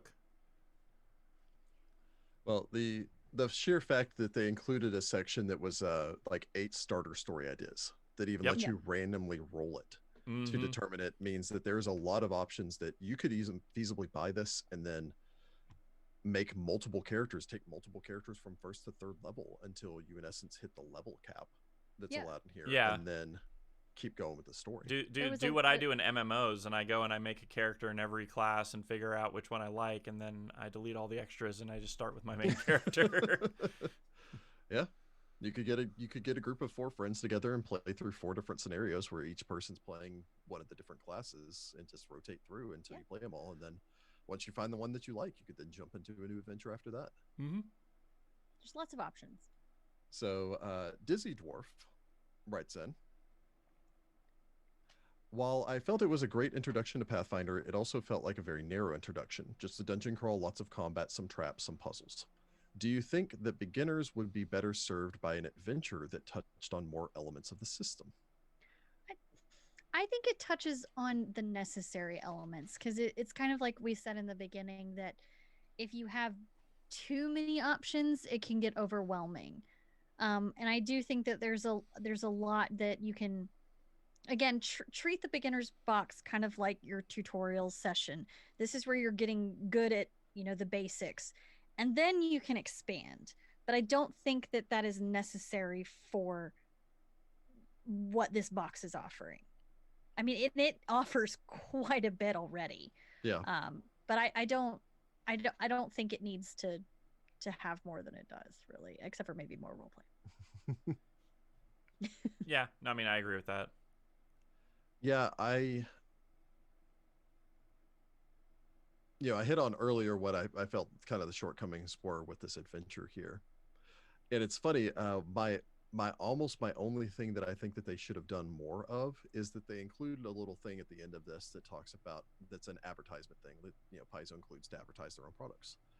And I wish that they'd pushed society a bit more, because I think it could have been, because if you're wanting a sampler platter of what Pathfinder is, you really can't do better than society, where it's, one time you're attending a wedding, and the next time you're breaking into a museum, and the next time you're on a diplomatic mission, and the next time you're freeing a prisoner.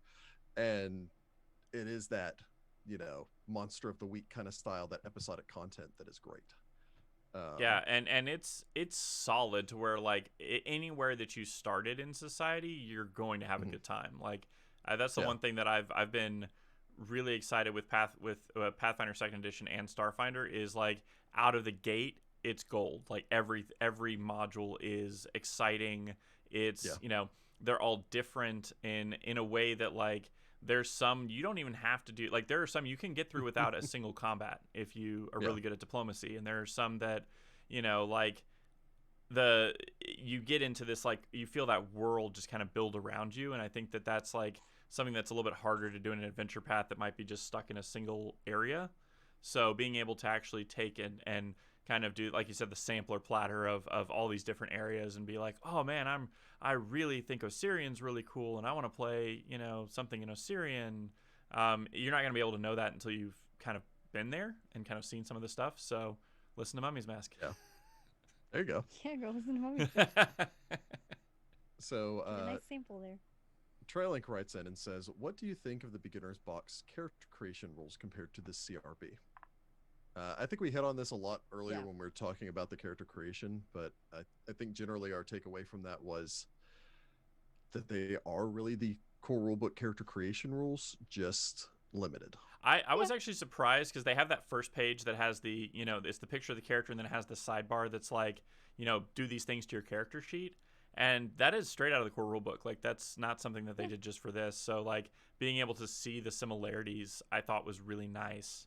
It's less wordy in the way that they're doing it in this, because obviously they're trying to simplify it down, and they removed a bunch of options, but it's very similar. I feel like the touch that they did to try to simplify it in terms of removing options was the right move, and they didn't simplify the mechanics. They didn't change the game. Yeah, it's still the game. You're going to play, if you played this and you played this with the rules in here, it will still feel like second edition. Yeah, it's like, and it's just because I've been playing this recently. It's like Breath of the Wild, where you start out in your small little area and you learn the basics, and then eventually you get a hang glider, and then the world opens up to you, and that's what happens when you get the full core book. Paizo, you know what we need? A magic hang glider. I need a magic hang glider. I need a magic hang glider. I need that in my real life. I know, wouldn't that be nice? I need the arm strength to actually hold on to it, though. I'm working on that. There you go. So Rose writes in and says, thoughts on the new weapons, like the flame light, essentially sword, and all that. I remember looking over those, and I always love the concept of a weapon that is, this is this cool weapon thing, like flaming. and then it's like, here's a halfway step to flaming. Yeah. Here's a weapon that it lightly burns people. Sorry. I'm having a lot of trouble with that cat today. He's very needy. Keeps jumping up every time I put him down. But it's like, here's a weapon that it's like, it's lightly burny. I think the it singes you. Yeah. I think instead of a D6, it does 1 point of fire damage whenever you use it, and that you can use an interact action to increase it to do a D6 of fire damage. I think like once per 10 minutes or something like that. Just licking your cone. So, it's not helping. Oh no. Poor little cat. When people ask me what I edit out of the Find the Path podcast, that right there, that's a lot of it. Cat issues, cats meowing, things. I was gonna say, there's actually a lot more cat meowing than you guys would think. Yep. So, personally, I like the little halfway things. I think they do one with an electricity weapon also, where it's just like, it does a small amount of electricity damage, or then you can take an action to make it do a larger amount. The only thing that I wish that they would possibly do with that is find a way for you to use it for like a price discount to upgrade it to full-on flaming. Yeah, that'd be cool. Oh, that would have been smart. Yeah. Yeah, where it's just like, here's here's an idea. Do you have a Zippo and would you like a flamethrower? Here you go. You're halfway there. Just strap a bit of hairspray on there and you're good to go. I don't know if I might have been the only one that really looked over the magic item section, but I didn't look at it in super detail. I glanced at it and had that, whoa, wow, there's like a lot of stuff in here. Moment where I was like, dang, they put a lot of cool stuff in here. But the way that I looked at it was the magic items were if you continue the adventure and you want to homebrew a little thing here and there, like it's a lot of useful stuff. I thought it was interesting in that weapon in particular you're talking about is trying to lower the threshold to getting magic weapons to where you can get a magic weapon. And I'm kind of air quoting that because it's pseudo magical, if you will. Yeah. But without having to have a huge gold cost to actually get a magic weapon. If that's something that you're like, man, I just really want my magic sword. Well, get your magic sword. It does 1 point of fire damage, and you can get it at like second level. So I thought that was an interesting way of doing it, especially if you are looking at it as, I want to do something high fantasy and I want to do, a lot more magic, like one of those magic is commonplace kind of settings versus kind of the, magic's on the decline, which is kind of more the Pathfinder, Lord of the Rings vibe. Willow. Sorry, I just saw an ad that they're turning that into a TV show, so my heart just went like, I don't even know what you're talking about. So, one final question here from the Discord, and then we'll move on to our Twitch stream questions. Okay. Is I'm going to say it's Prezriel. Prezriel? Let's go with that. Prezriel writes in and says, in a lot of ways, what I have read of the beginner's box highlights one of the big issues I have with most of the RPG systems in the last few years. Most of them are geared towards making combat streamlined and cut out a lot of the role-playing aspect by providing an illusion of choice. In coming errata and in the next few iterations of the AP system, what will you be doing to enhance the RP portion of the 2e game set? Well, we unfortunately have very little control over the APs. I was gonna say, just to clarify, we don't work for Paizo, y'all. No, we are independent partners of. Yes, we are independent partners. I don't know how much they even listen to us. Every once in a while, Luis Loza listens to us, and he's a good fan. That being said, while I think a lot of games are streamlining the combat side of things, and a lot of groups are kind of taking that as an opportunity to focus a little bit more on the combat side and starting to lean away from, or that they're not quantifying the mechanics of the roleplay as much, I don't think that necessitates a reduction in roleplay. And the reason I say that is I can look at something like the Abomination Volts coming up and think to myself, that's probably going to be light roleplay.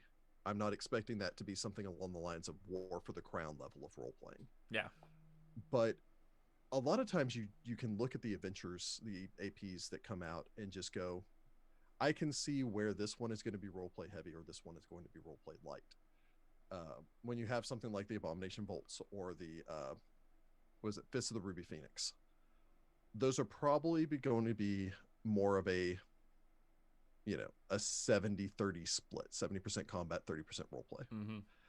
Whereas you can have something along the lines of, again, I just mentioned War for the Crown, but even something like Agents of Edgewatch, if you're looking at second edition, that from what I've read of that adventure path has a lot of role-playing opportunities, because there's a lot of opportunities for you to show up and not go, well, pull out our billy clubs and beat everyone into unconsciousness, and instead go with what's going to be a peaceful resolution to the situation. And it's different strokes for different folks kind of argument, because there are people who genuinely, they like the combat, they like the skill checks, that's what they're here for.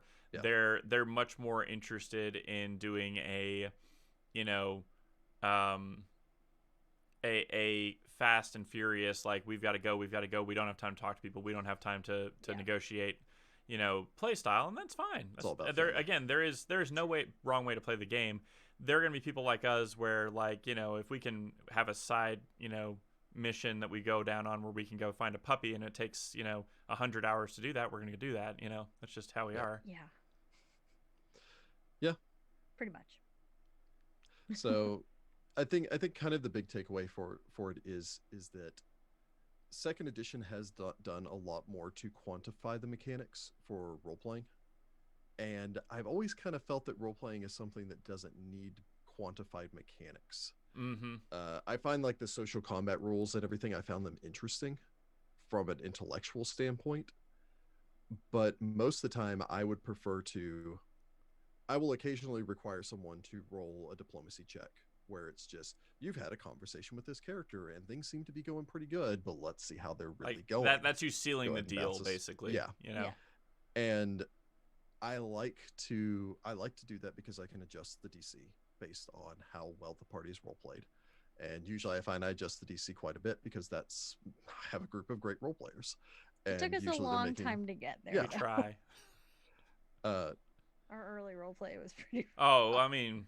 And I'm not even talking about the podcast. Yeah, I mean, there was some iffiness. And all that being said, I think second edition does do one good thing for the sake of focusing on the roleplay side, which is making the hero points canon, making them part of the core rule system. Where, so if the party just goes, okay, we did all this stuff and everything else to make this great, argument and everything to the queen, and then you bounce the dice and you roll a natural 1, you can at the very least go, hero point. Yeah. You can just like you can just write it off as, oh, my character had to cough, re-roll it. Oh, thank God. Yeah. So I think that at the very least is ingrained into the second edition system to allow for people to role play and have that mechanic actually function in. But to be perfectly honest, I would love to see, and maybe I'm going to see this with the Thousand Fists, or the Strength of Thousands adventure path that's coming up, but I would love to see a much more roleplay centric adventure path in second edition, because I think they have it in first edition, but they haven't had a War for the Crown kind of high roleplay. Get there. I personally, and this is just me throwing this out there and it has very little to do with this immediately, but I would love to see an adventure path, and I know people have thrown around the idea of like Nex and Geb adventure path and all the rest of that. I would love to see one that involves a large bit of subterfuge, where you're playing infiltrators or double agents on either side that are either like, you could be working for one side versus the other side. I don't know how easily that would be to do, but do something there or elsewhere in the setting where this is something that's just dedicated to role play, where you should really only be rolling the combat if everything has gone poorly, or if you're trying to assassinate someone. Give me that Italian Job, kind of thing, where it's like it's all about casing the joint and getting in good with the guards and learning their routines and likes and dislikes. My thought was a little bit more, James Bond, but James Bond tends to pull his gun a lot more. I was going to say, James Bond, it is mandatory in a James Bond movie that he kills like 100 people. So, not the best example. Yeah. So, what do we have from the questions in chat? Okie dokie. We'll go back to the beginning. Let's see. Lots of people sharing anecdotes of them using the system or planning to use the system. So good on you guys. Apparently, we convinced you before we even started this discussion to go buy. Well, my work here is done. Let's see. Including people who've never played TTRPGs before, so that's gonna be fun. Oh, very nice. Let's see. I'm excited. Please get on the Discord. Share your results. Talking about Excel sheets. Love Excel sheets. Apparently adhesive laminating sheets. They have the kind that just stick together that are pretty cool. Oh, Baron Altorin. I like my heated one though. Yeah, Baron Altorin works in educational IT. Sometimes has to read teachers' handwritings, and it's not always better than the students. I know, I saw that, and I was like, Take that. I have met many a teacher with pretty horrendous handwriting. Yeah. It's and not that's the why case with Rachel. Rachel probably has the best handwriting in the group. I have very nice handwriting, but I have tiny itty bitty handwriting. To the point that in school I was asked to type things because my teachers hated reading my handwriting. It's small. Goodness. It's very tiny small.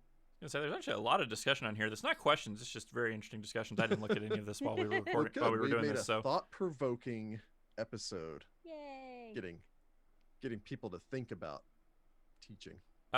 This is a rather targeted question from Francisco Belacqua. He says, interesting enough, you could build a human wizard with a scholar background and get a +5 to intelligence, which shouldn't be possible, right? Let's see. Somebody answered that, didn't they? Did somebody answer this? It does not look like somebody answered this. Oh, okay. +5 to intelligence. Let's see. There's only one background that gives +1 to strength, and it says if you're a fighter, then you have to change that to a +1 con. I honestly have not looked at it. Yeah, because technically you should be getting, it should go to a +1 after 18. So if you have an 18, it becomes a +1 bonus instead of a +2 bonus. So I'm not sure if you can actually get a 20 out the gate without. It probably dictates that you have to put it in another category. You should be getting 1 from your background, 1 from your class, 1 from your ancestry if you put it in your ancestry, and then you get your free point spend, and you can't double down on your point spend. Yeah. So you can only get up to +4. So you should only be able to get up to +4. Yeah. Unless there's a typo somewhere, which is possible. You found a typo, I love that as a teacher. I love finding typos and things. You would. It's a guilty pleasure. Big red marker. I use purple, thank you. Red is a negative color when it comes to grading. Yes. Rev Khan does ask, does anyone else wish Rachel would GM once just so she could giggle with all the crits? Rachel will not be GMing. I imagine because my luck is like this, I wreck as a GM, but I am like my dice rolls are terrible as a player, that you will be much the same and you will be bad as a GM. You'll just roll nothing but ones. That's my own internal headcanon for you. I feel like you're just challenging me now, and my competitive nature really wants to take the bait. And I don't think I would be a bad GM. I just have enough crap going on. Maybe all right, I tried, y'all. I tried. Stitches are out and Christmas season is over. Maybe I'll look into the beginner box a little bit. I'm just gonna say we're 3/5 of the way to our next Patreon tier, which is gonna be the weekly Tyrant's Grasp release. I wouldn't mind just adding on there a little cherry on top that Rachel runs a Pathfinder Society scenario for everyone. Just one. Just the one. Just one. You just got to do one. Yeah. I don't know. It's Pathfinder Society. It's like 4 hours. Heather into doing it at some point. Oh man, Heather would be real fun to see GM. We'll save Heather for the $7,500. Oh, there you go. I mean, if we get up to one of our goals, sure, I'll GM a game, but it'd be a while before you heard it here first, people. Yeah. Yes. So on to serious questions. RevCon does have an actual serious question. If you wanted to change Sione as a starting character in this box, who would you love as the other 3? I'm going to just assume we can't use the ones that are already there. Oh. All right. Well, there's not that many. I'm going to throw my idea out. All right. Because first off, you can't get rid of Kyra and Murasil. They're an amazing couple. They just recently got married in the canon, I believe. And the couple that fights together stays together. You heard it here first. You have to have the married couple in there. So I'm thinking throw in Sione, have Valros take a step back, bring in a Miri, and then you have the all-girl team. Oh, ooh, I like that. That'd be good representation. Oh, I like that. Everyone loves a good, angry barbarian. Plus, for anyone that decided to step into Pathfinder because of playing the Kingmaker CRPG, then they Yeah, have you a have a character mirror they in there. immediately recognize. Yeah. It would be a weird. Pathfinder. Yeah, it'd be a weird choice, but maybe for a 5th character, put Fumbus in there. Goblins are just weird, man. Maybe. Yeah. I don't know. It's also a different system than everything else, so that would probably be one of the reasons it's not in there. Yeah. It's kind of the same as like adding in the rage adds in an extra wrinkle and everything. The fighter's just a little bit more, a little bit more streamlined. Yeah. But yeah, adding in alchemy would be a little difficult. But again, you could also do the same thing with what was her name? I think it also starts with an S, and I blanked on it. The paladin. No, that's. Oh well. Hold up. Sela. Anyway, next question. Anyways, all right. Next question from Wolf Mafia, which is unrelated to the book, but where is Rick in relation to Rachel? Spoilers: they're in the same room. Can we reach? I can't reach you. So they are on a 2 tables side by side. That is why that's why there's a giant bookshelf behind both of them. That is we have a shared office. I have all the the teachery and YA and all my stuff here, and then he's kind of taken over. The other 2/3 is Rick's. I will point out that this here is a shared. It's a shared because I have this printer stuff and my stuff, so it's divided equally. Sure. But yes. We are next to each other. Yes. This is my workspace. I work from home, so this is my space. It's also a recording studio. And the Find the Path Studios. Yes. I was going to say the plural studios, unfortunately, because we can't be in person. We have So. multiples at this point. Yes. Fortunately, Okay. the cats gravitate towards her, so I have a little bit. I have so much cat hair on my desk. I need one of those little desk vacuums that you just you gather the it all world's up. smallest Roomba. I really do. Like Dexter, especially now since he's cone bound, he has lots of hair because I have to rub his neck. Sad. Poor guy. Okay. Behind the scenes here, Find the Path. My poor conehead. Goodness. So, Raising Rune Lords, great name by the way. Says not beginner box related. A lot of not beginner box related. I'm gonna have to interrupt before this flies out of my brain. I just got like a Muppets Babies theme, but with just like the 7 Rune Lords, like raising the Rune Lords from children. Anyway. Rune Lord babies. Okay. I would watch that show. It's been a million years since I've seen the Muppet Babies, so I don't even remember what their intro is. Yep. Yeah, Karzug hogging all of the toys. Oh, definitely, definitely. Yeah. And then Karzug in jail with all the toys.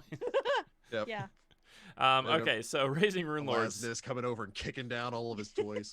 Anyway, says not beginner box related. Did you guys watch the Taking 20 YouTube vlog from yesterday, in which Cody states Pathfinder 2e gives the illusion of choice, but funnels characters into the same actions every round, time after time after time? Do you agree with his comments?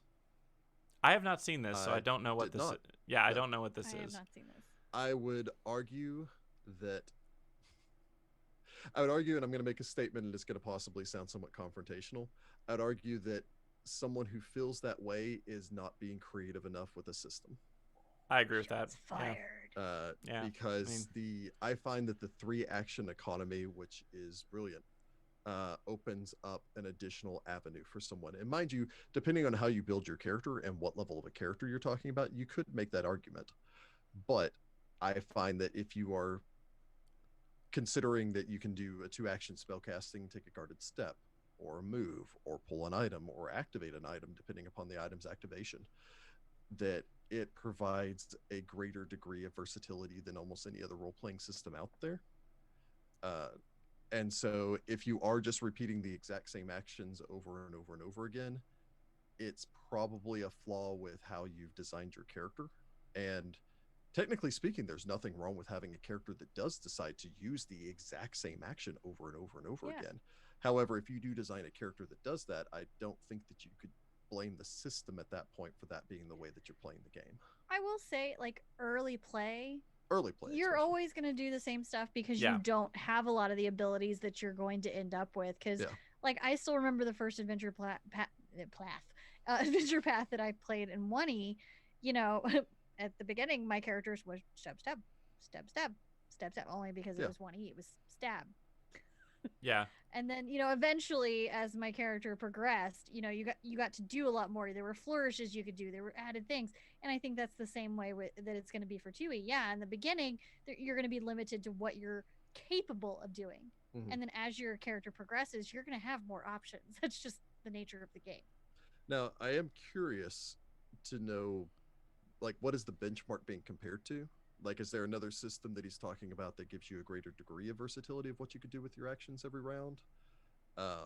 Again, I mostly play D20 games, so I don't know. I'm going to assume with the title like Taking 20 that it's probably they're also playing D20 as well. Yeah. But, if I could understand there being a complaint where they wanted more, and maybe they feel like they need to have a class that gives them something more, that gives them a single action thing that they can do each round that would give some sort of bonus or benefit to one of their allies.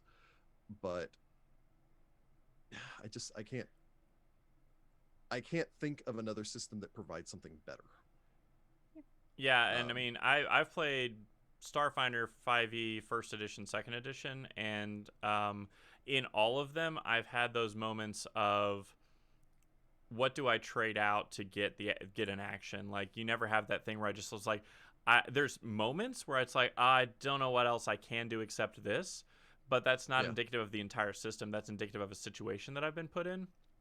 So, so because I don't know, like, again, it also depends on what you're playing, because if you're playing a, two-handed weapon fighter, then maybe, it may be a little samey where it's like I stride, I strike, I strike. You never run out of sword. Because you never run out of sword. But if you're playing something like, say, the Swashbuckler, I know that they get reactions that they can do. I know that they get actions that they can do to boost their AC and do some other kind of like things like that, like similar to raising a shield. There are actions you can do that it's basically like if you don't have anything else you could do, you could always do that. So I'm not sure that I've so far at least felt constrained even at low level play. But again, I tend to play casters, and you can always cast more magic. So magic never runs out anymore either. I'm kind of curious, and maybe there's some people that could answer this and post some stuff either on Discord or elsewhere. I'm kind of curious whether or not the lack of imagination with the third action is because we are also conditioned for two actions. And you're just trained. Yeah. Looks like it says Cody compared it to 5e and decided if combat and both have the same illusion of choice, he'd rather play the easier to play system 5e. Okay. So, I mean, that can be an argument, and if that's the argument that he makes, and if that's the system that he's more comfortable with, then I always encourage people to play the system that they're more comfortable with. Yeah, play what you have fun with. So it doesn't matter if it's 5e or second edition. Yeah. I don't feel like it creates an illusion of choice, and not to turn his words on him, but I feel like it's a little bit falling prey to the paradox of choice, where there are a lot of things that you can do with it. So being able to use that third action for a 5-foot step, or being able to raise a shield, or being able to retrieve an item, moving yourself, striking twice and moving yourself into a more viable position. I also don't think it can be underestimated how the 3-action economy opens up so many avenues for monsters and for the dungeon master. Oh yeah, because the 3-action economy does that a lot. What I would really like to see come out in future Pathfinder supplements would be, especially for spellcasters, 1-action spells. More 1-action spells for sure. Yeah, I would like to see more of those, even if they are, it's like, this spell is really weak for a 5th level spell, and it's like, yeah, but it's a single action. Yeah. It's the power of a 3rd level spell, but it's only a single action, Yeah. And, I'd be curious, but again, I would be curious to see somebody who was not a 1st edition player coming in and seeing how they deal with the 3-action economy. Like, if it's ingrained in their mind from the beginning to think about how all 3 actions will interact. I'd be interested to see how that works. Yeah. But again, he is entitled to his opinion, and, I hear a lot of good things about 5th edition. It's not my bag. Yeah, I was gonna say it's one of those things, because I played Pathfinder first. I like the rules. Yeah. I don't like things to be subjective. Not to say anything bad about 5th edition, but I don't like there to have to be a lot of judgment calls on the GM's side. I like there to be here's where in the rulebook it states specifically what happens in the situation. And I know that kind of steals power away from the game masters, such as myself, but it also provides that level playing field where, if I'm having a bad day because of something at work, I really can't take it out on the players by just saying, you know what, Jordan, go ahead and make me, I know usually this would require a climb check, but go ahead and make me a reflex save. Let's just make it DC 35 to see if you fall off this 100-foot cliff. Oh, just no, because. But I only have a plus 14. Good luck. Yeah. Yeah. Yeah, I don't know. Yeah, I'll just leave it at that. So, Raising Lords also does congratulate us on drawing the first exhibition match in Super Smash Finder. That is true. So that will be coming up next week, actually. Yeah. Ooh, cool. Yep. So we will be doing a 4v4 exhibition match with 10th level characters. Yep, we will be stepping into the ring for arena. That with it's going to be Team Jagare versus the Bearded Dragons. Team Jagare. We are all playing Jagares because that's a fantastic joke and we're leaning into it. Yeah, it's great. Which is going to be with the fine folks over at MinMax. It's going to be our opposition there. Nice. Yeah, so it should be really fun. Team Jagare and see how it goes. Yeah, it's been really fun so far on the setup for this all. So it should be really make some really interesting content. And we're just gonna have fun with it. So it's not and thank you Jason and Vanessa for going through and putting all that together. It's been a lot of work, by the way. They have put a ton of work into Super Smash Finder to make it fair and all of that. So it's going to be I've made a character that is ridiculous and probably not remotely. I'm a little worried about going up against a group that call themselves min-maxers. Yeah. Because my character is certainly not. Oh, same. Ditto. Yeah. I built my character to give you a preview. I built my character to be ridiculous in every way you can take that word. I would not use the phrase ridiculous to describe my character. Yeah, that's just how you Fabulous. Play. Fabulous? Fabulous. Fabulous. Okay, let's see. Wolf Mafia asking what happened to our poor Cone Kitty.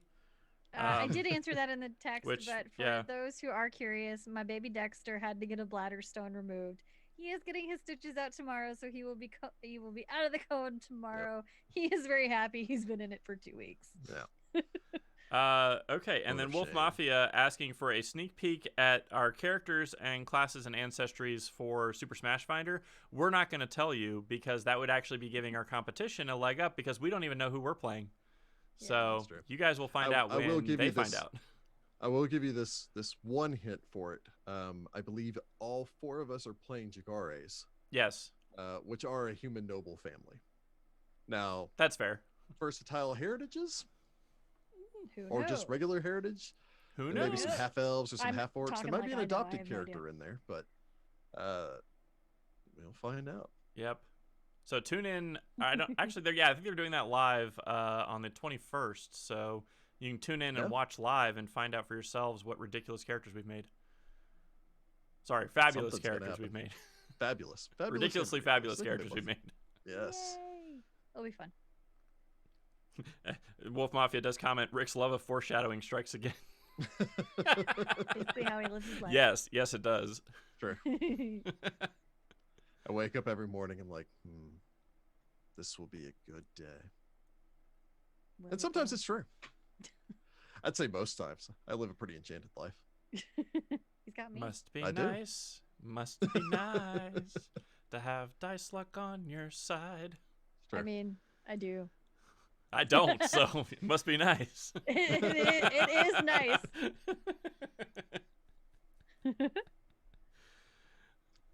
Speaking of foreshadowing, do I anticipate this is the end? I think so. I think this is the end. Or do we have any other questions? No, that's it. We're out of questions. I don't see any. Everybody's turned on to Super Smash Finder, which means it's time for us to leave.